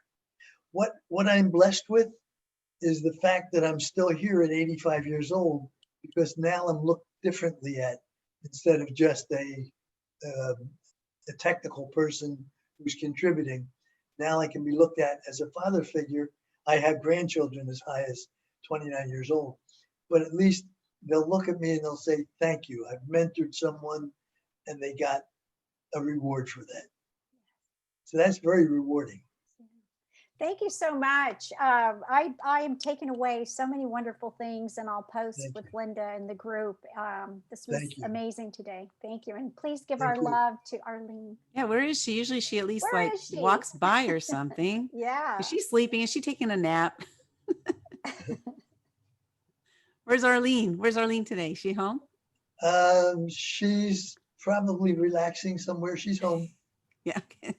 That's awesome. Yeah, I just love these two, Arlene and Ron, because they are just, they're so genuine, and there's a lot of people, that out there that aren't as genuine, and, you can see right through it. Right. And what I loved about, Ron, especially, was just his, I don't know, maybe it's because I'm a woman. He flirts a lot. I don't know if that's what it is. Yeah. I do like women. I like girls. Yeah. He doesn't mean like little girls, like, yeah. I like big girls, little girls. I like them all. Oh, Michelle wants to say, Ron, I just want to let you know you are simply amazing and inspiring. Exactly. Well, but before I go to Desi's question here, Ron, I want you to share, how they can connect with you. Should they just go through your website, the Grandfather of Possibilities? That, or best thing to do is email. And my email address, I have a simple email address that points to the Grandfather of Possibilities. My email address is the number 4, ronklein.com. That's RONKLEIN.com. And I answer every email, and we'll really tie in together, whatever you'd like to. Well, what's the email address though? Oh, at? Or what is it? Oh, it's Ron Klein at 4ronklein.com. Okay, gotcha. Ron Klein at 4ronklein.com. Awesome. And I wanted to share. Also do Ron Klein at the Grandfather of Possibilities, but that was really long. It's hard to spell. People always make mistakes. There we go. Too many eyes. Right. So Ron, I reached out to Ron. It was maybe a little less than 2 years ago. And I said, hey, Ron, I'm in the process of writing this book. I have this idea to write a book called Momentum, lessons from action takers who change the world. And would you be in my book? And Ron said, yeah, of course. And then Patty has the book. Patty's one of the authors in the book as well. And what's cool is that when I reached out to Ron, I didn't really know him that well. Like I had seen him, I had talked to, chatted here and there or what have you, but I didn't really know him that well. But I said to myself, take a chance and ask, because what's the worst thing that can happen? He could say no. So I did. I reached out and he immediately said, yes, of course I'm on board, and it was really cool because during that process, for me, Ron, I don't know if you know this, but I had so many fears that I was still breaking through that asking you to participate in something I was doing was actually a fearful thing for me. So thank you for allowing me to go through that, but then have the success that I had, with launching the book Momentum. So thank you for being part of that. Thank you so much for asking. I mean, really, I love to help. And I appreciated that you did ask me. I was honored. I think I heard my bride. Arlene? My bride. No. So Don't here you what he love that? so what he just said there, what I love about that, I don't know if you know, this is what I caught from that, is that, you know, there are people with that are doing things that where we are in our place in our life right now, we might see them like on a different level, in whatever way, right? But there's a saying that the most available people are the most successful people, or the most successful people are the most available people. And the reason for that is oftentimes people think, oh, they're too busy, they won't be able to help me. They'll think that what I'm doing is too little, you know, they won't have time for me. Like we're getting our head too much, right? Thinking too much. And so by reaching out, the worst thing that can happen is that they can say no. There's nothing else that's going to happen. So, you know, by reaching out to Ron, like he just said, you know, grateful, honored. And so how cool is that, that this man who literally changed the way we use our credit cards today. We used to use this weird machine. We had to strike it over and then we had to look in this book to see if their number was in there. Ron totally eliminated that, like that archaic system that today is archaic. At that time, it was innovative, right? When they first came up with it. But so to reach out to somebody that literally changed the world, to be in a book called Lessons from Action Takers Who Changed the World, you know, I get to really have these people who are incredible in that book, right? But that's not where it stops. That's where, for me, where it starts. Where does it go from here? I don't know. I'm open to the possibility of wherever it goes, but I'm just honored and blessed to have, you know, people like Ron in my life to be able to invite to these events. And that's one thing I'm super excited about is the other people I'm going to be inviting as well. You know, Ron's just one of many. I mean, he's amazing, right? Well, you know, Linda, what I'd like to accomplish before I leave this earth is we're going through some tremendous changes in the country now. And there is going to be something called the new normal, whatever it is. But a lot of people are going to have to reinvent themselves. And in doing that, they're going to have to look at how can I make things better so that we can survive? What can I do different? In other words, you don't necessarily have to totally change your avocation and your whole world, but what can I do to make the world better? What can I do to make things better? And it could be the simplest idea, and it works. You know, I'm working on a couple of major projects now. I don't want to take up your time, but it's going to make the world better and it's going to change the world only because I want to help. And all of the innovation is coming from the people I'm talking to, not from me. And they're coming back and saying, is this possible? And I'm saying, good idea, sure. And it's growing. And it's really helping the world of transitioning from brick and mortar to e-commerce. And it's incredible what it can do. And that would be a great subject for another meeting sometime. But it's a matter of teaching people to beat fear, get rid of fear. You have to outwit the devil and just say anything's possible, because all I want to do is simplify and make an improvement. I love that. It's true. Because like you said, you had just that one piece of paper lying on somebody's desk that you happened to look, that bid sheet. And if you had listened to your mother and not been snooping around on other people's desks, I mean, look what wouldn't have happened. You know, I never had a strategic plan, but I was always very flexible. Now, some people say that's good, some people are bad. Now, I had plans when I started, when I spent 26 years at the New York Stock Exchange, you know, developing things there. But I had things that I had scheduled in, but I never really had a plan as to where do I go next. It was, where's the opportunity, take advantage.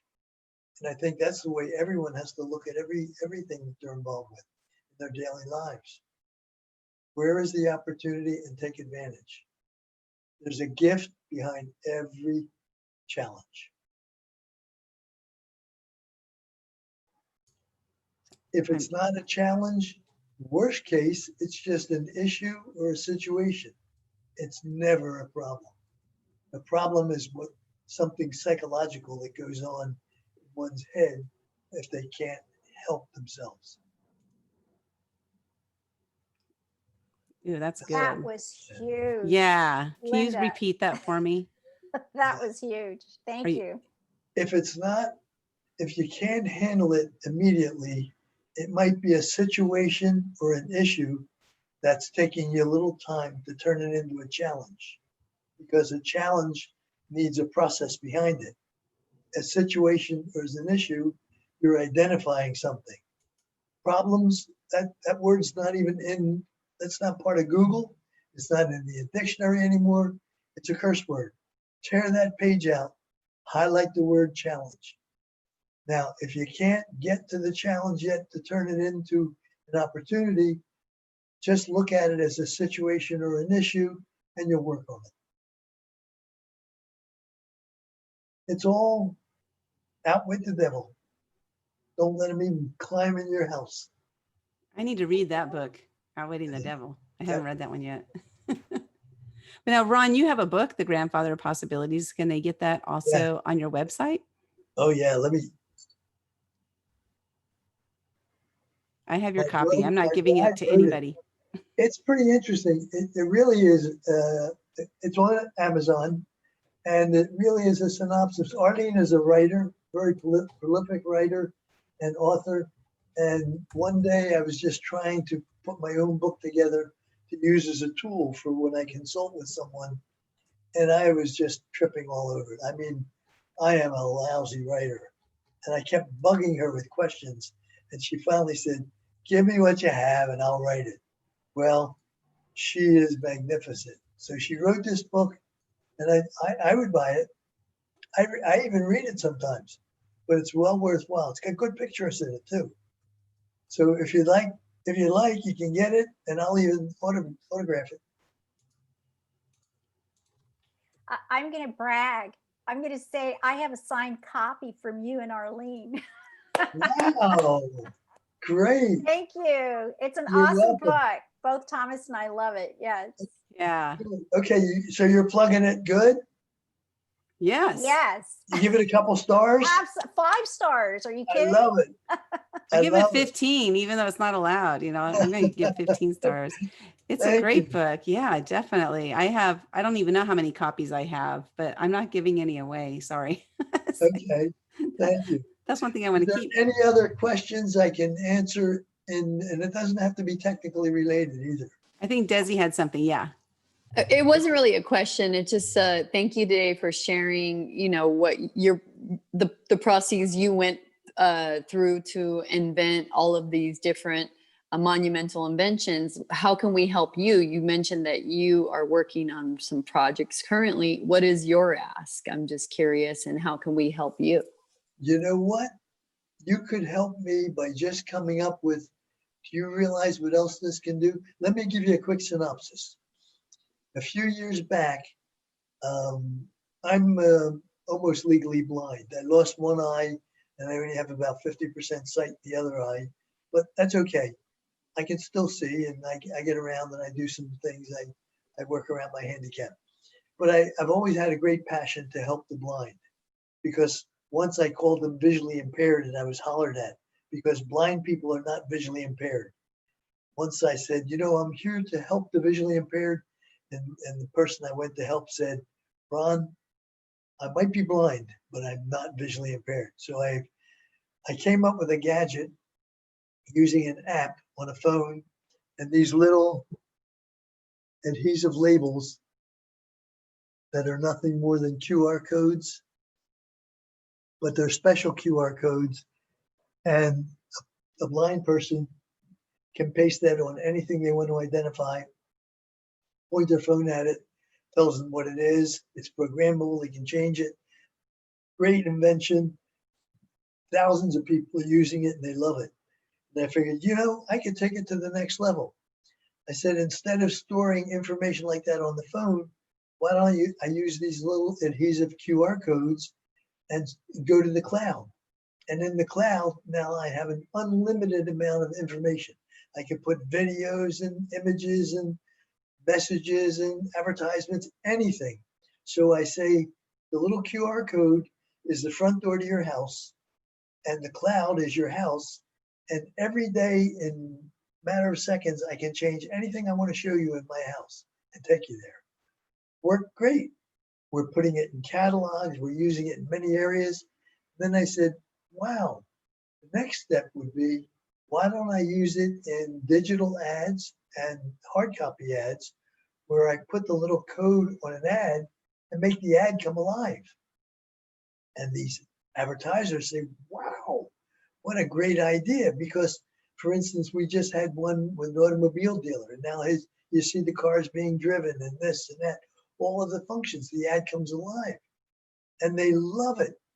And then one person said, you know, most important, when I'm on the magazine, I'm seeing the ad come alive, but I never want people to leave my magazine. I want them to go to the next ad. Can you put a buy now function once you click on that? So now we're taking the little the code, you click on the code, makes the ad come alive.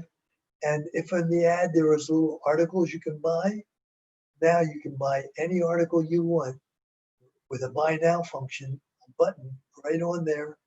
And after you buy it, after you leave the ad, it takes you right back to the ad. So we don't remove you from the magazine where you're going up to somebody's website or you're going to an e-commerce site, you have to start searching. It gives you impulse buying. So it pretty much says, wherever I put a code, I've got e-commerce. If you want to sell some of your wares, you want to sell some of your backpacks, and you say, you know what? I've got lots of goodies, lots of things to sell. I'm putting a QR code that never changes on the back of my business card. Shop every once in a while. Take your phone and scan that card, because every phone has a built-in scanner just in your camera. Scan that code, and now I'm going to take you to my bag, show you my bag, show you the functions, show you all the things you can buy, and you can buy now right from my business card. So wherever I put that code, I've got e-commerce. I can put together a sell sheet of all my products, and I distribute that sell sheet. The codes never change, but I can change the contents of what I'm selling anytime I want in a matter of seconds. I don't need webmasters. I don't need a website. I don't need anything. That's the revolutionary concept. It's going gangbusters, and I need some more ideas.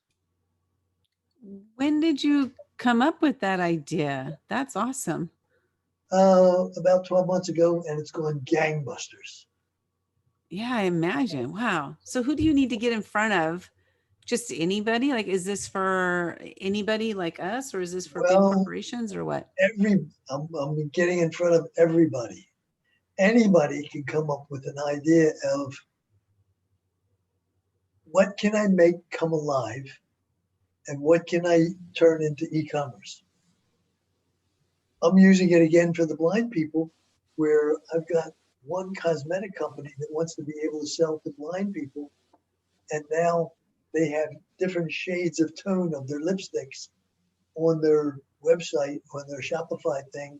And I'm saying, instead of making that little buttons showing the tone, make that the little QR codes, my little Eli codes in the proper color. Now when the blind person scans with their scanner, they scan that code, it gives them a full description of what it is.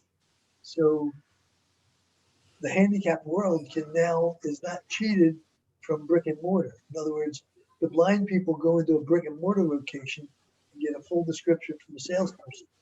Now there is no more salesperson, because the brick and mortar is turned into e-commerce. Now we can look at e-commerce, get a lot of information on that little site, but guess what? If we put a code right next to that site, we even get more description. And now it's also valid for the blind people. So the innovation comes from you guys. Just think about what I'm saying, the ability of what I came up with. It's unlimited. It's the front door to your house. You can change the content to your house in seconds. And the front door of your house never changes. It's also the front door of your house. You can put on anything that you want to turn into e-commerce, your business card, a sell sheet, your ad, and then it will take you to a buy now function. And behind that buy now function, we have the complete system that takes care of everything. It's a business management system run by SAP, the largest database in the world. How do we get that?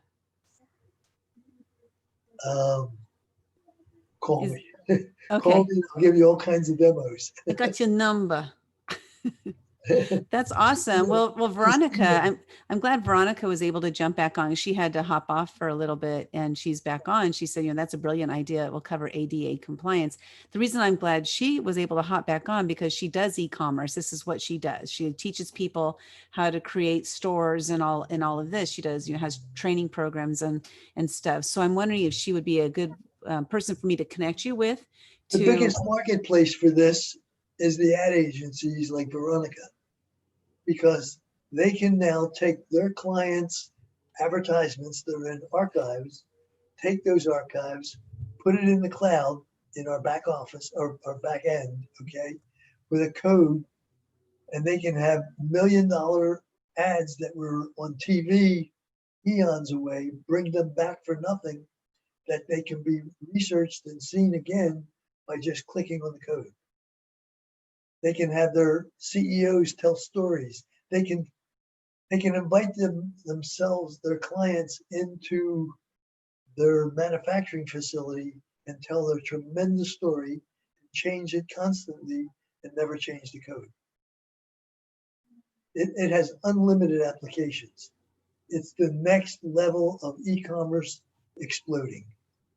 Wow. That is so cool. You heard it right here, ladies.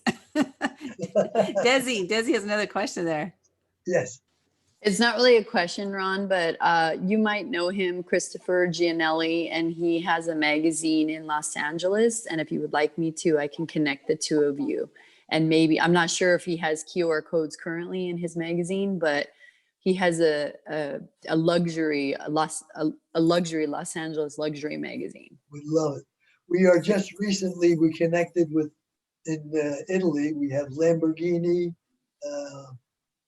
Maserati, we have a Ferragamo. They're seeing it tremendously because one way of buying those products now is through their normal advertising means. What happens if you see it on an ad and you want to impulse buy and say, I want that now. I love it. I love that pair of Lamborghini sunglasses, or I love that pair of that Lamborghini cell phone.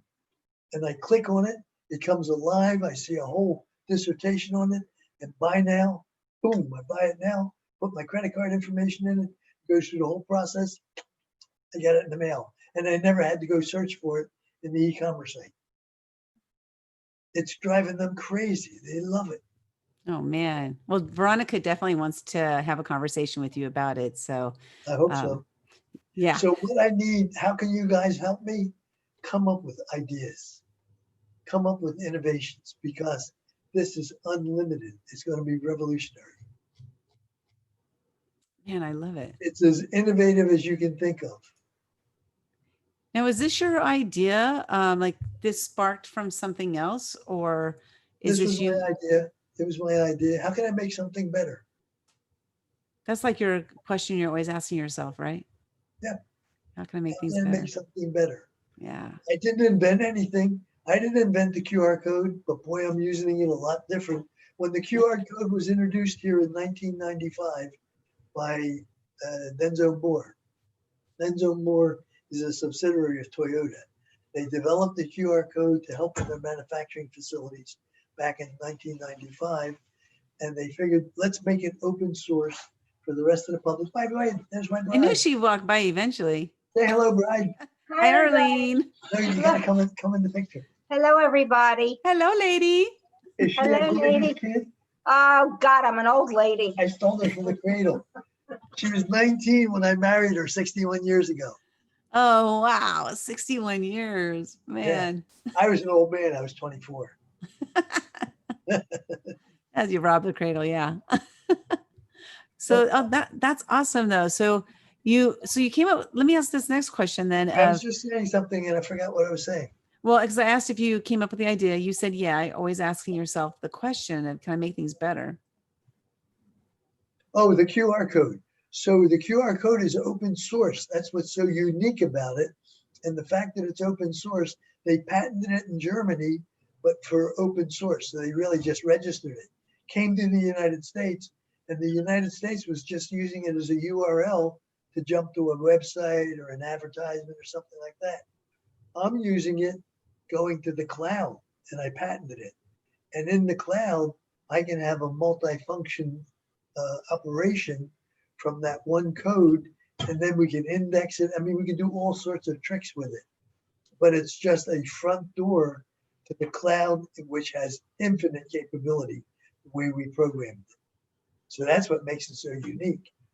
And I was saying, God, with this technology, what else can I do? How can I make it better? What else can I use it for?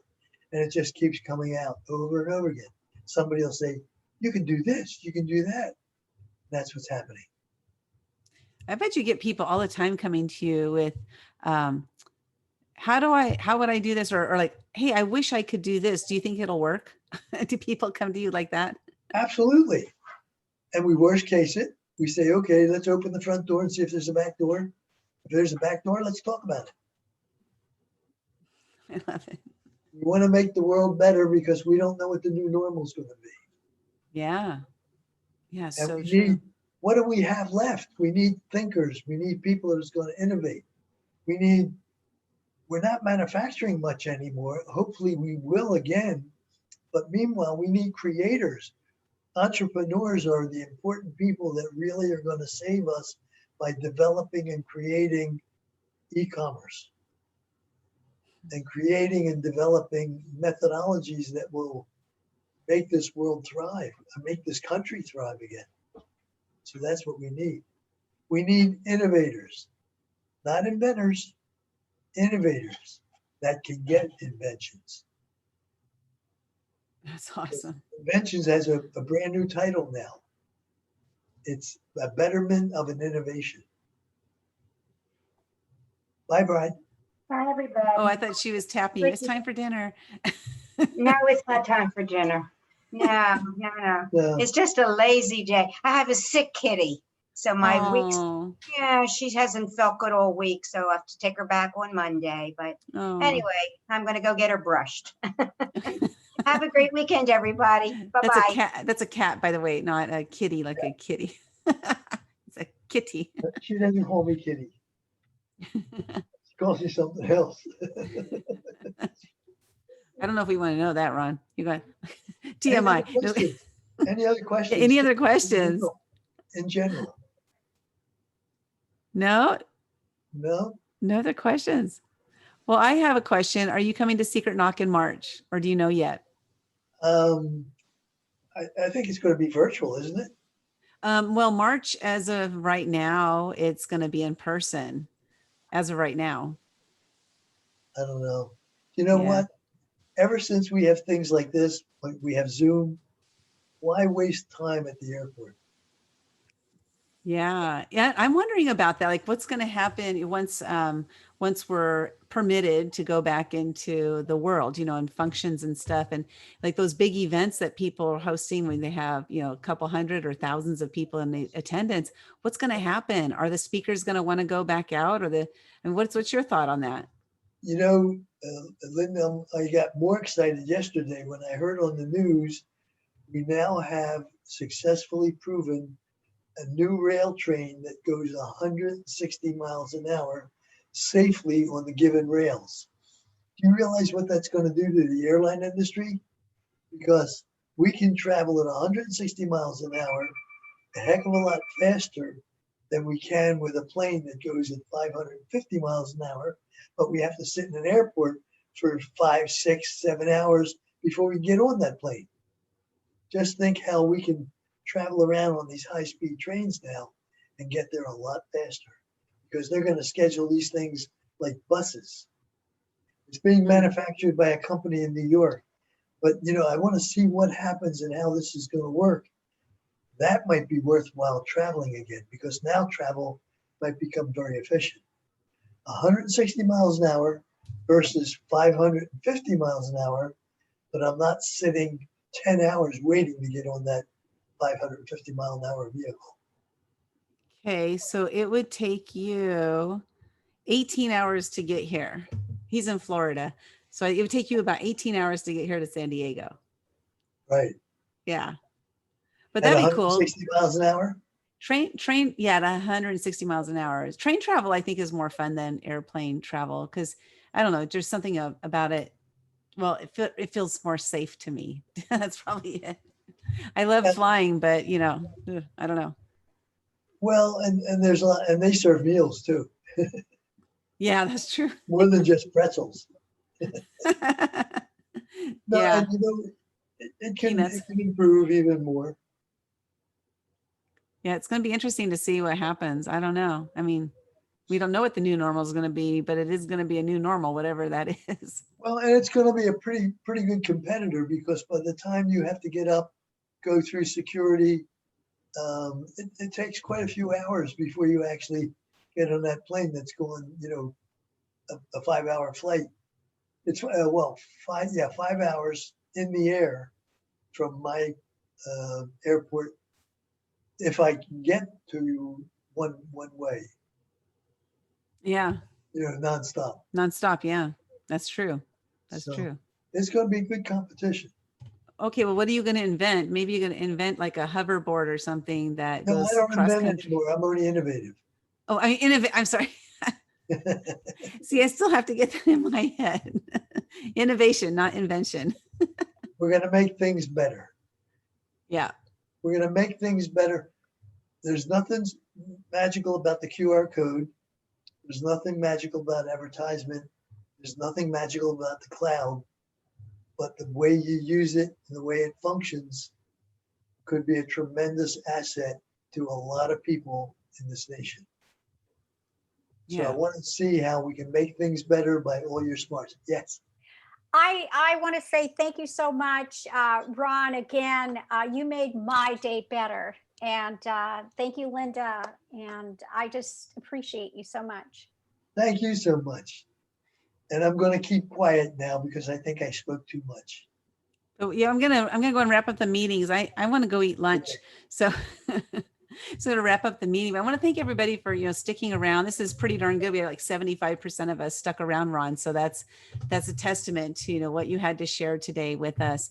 And of course, I want to thank you and thank your bride for popping in to say hi. It's always good to see her. And I want to thank everybody for being here again. You know, please show up at the October 24th meeting.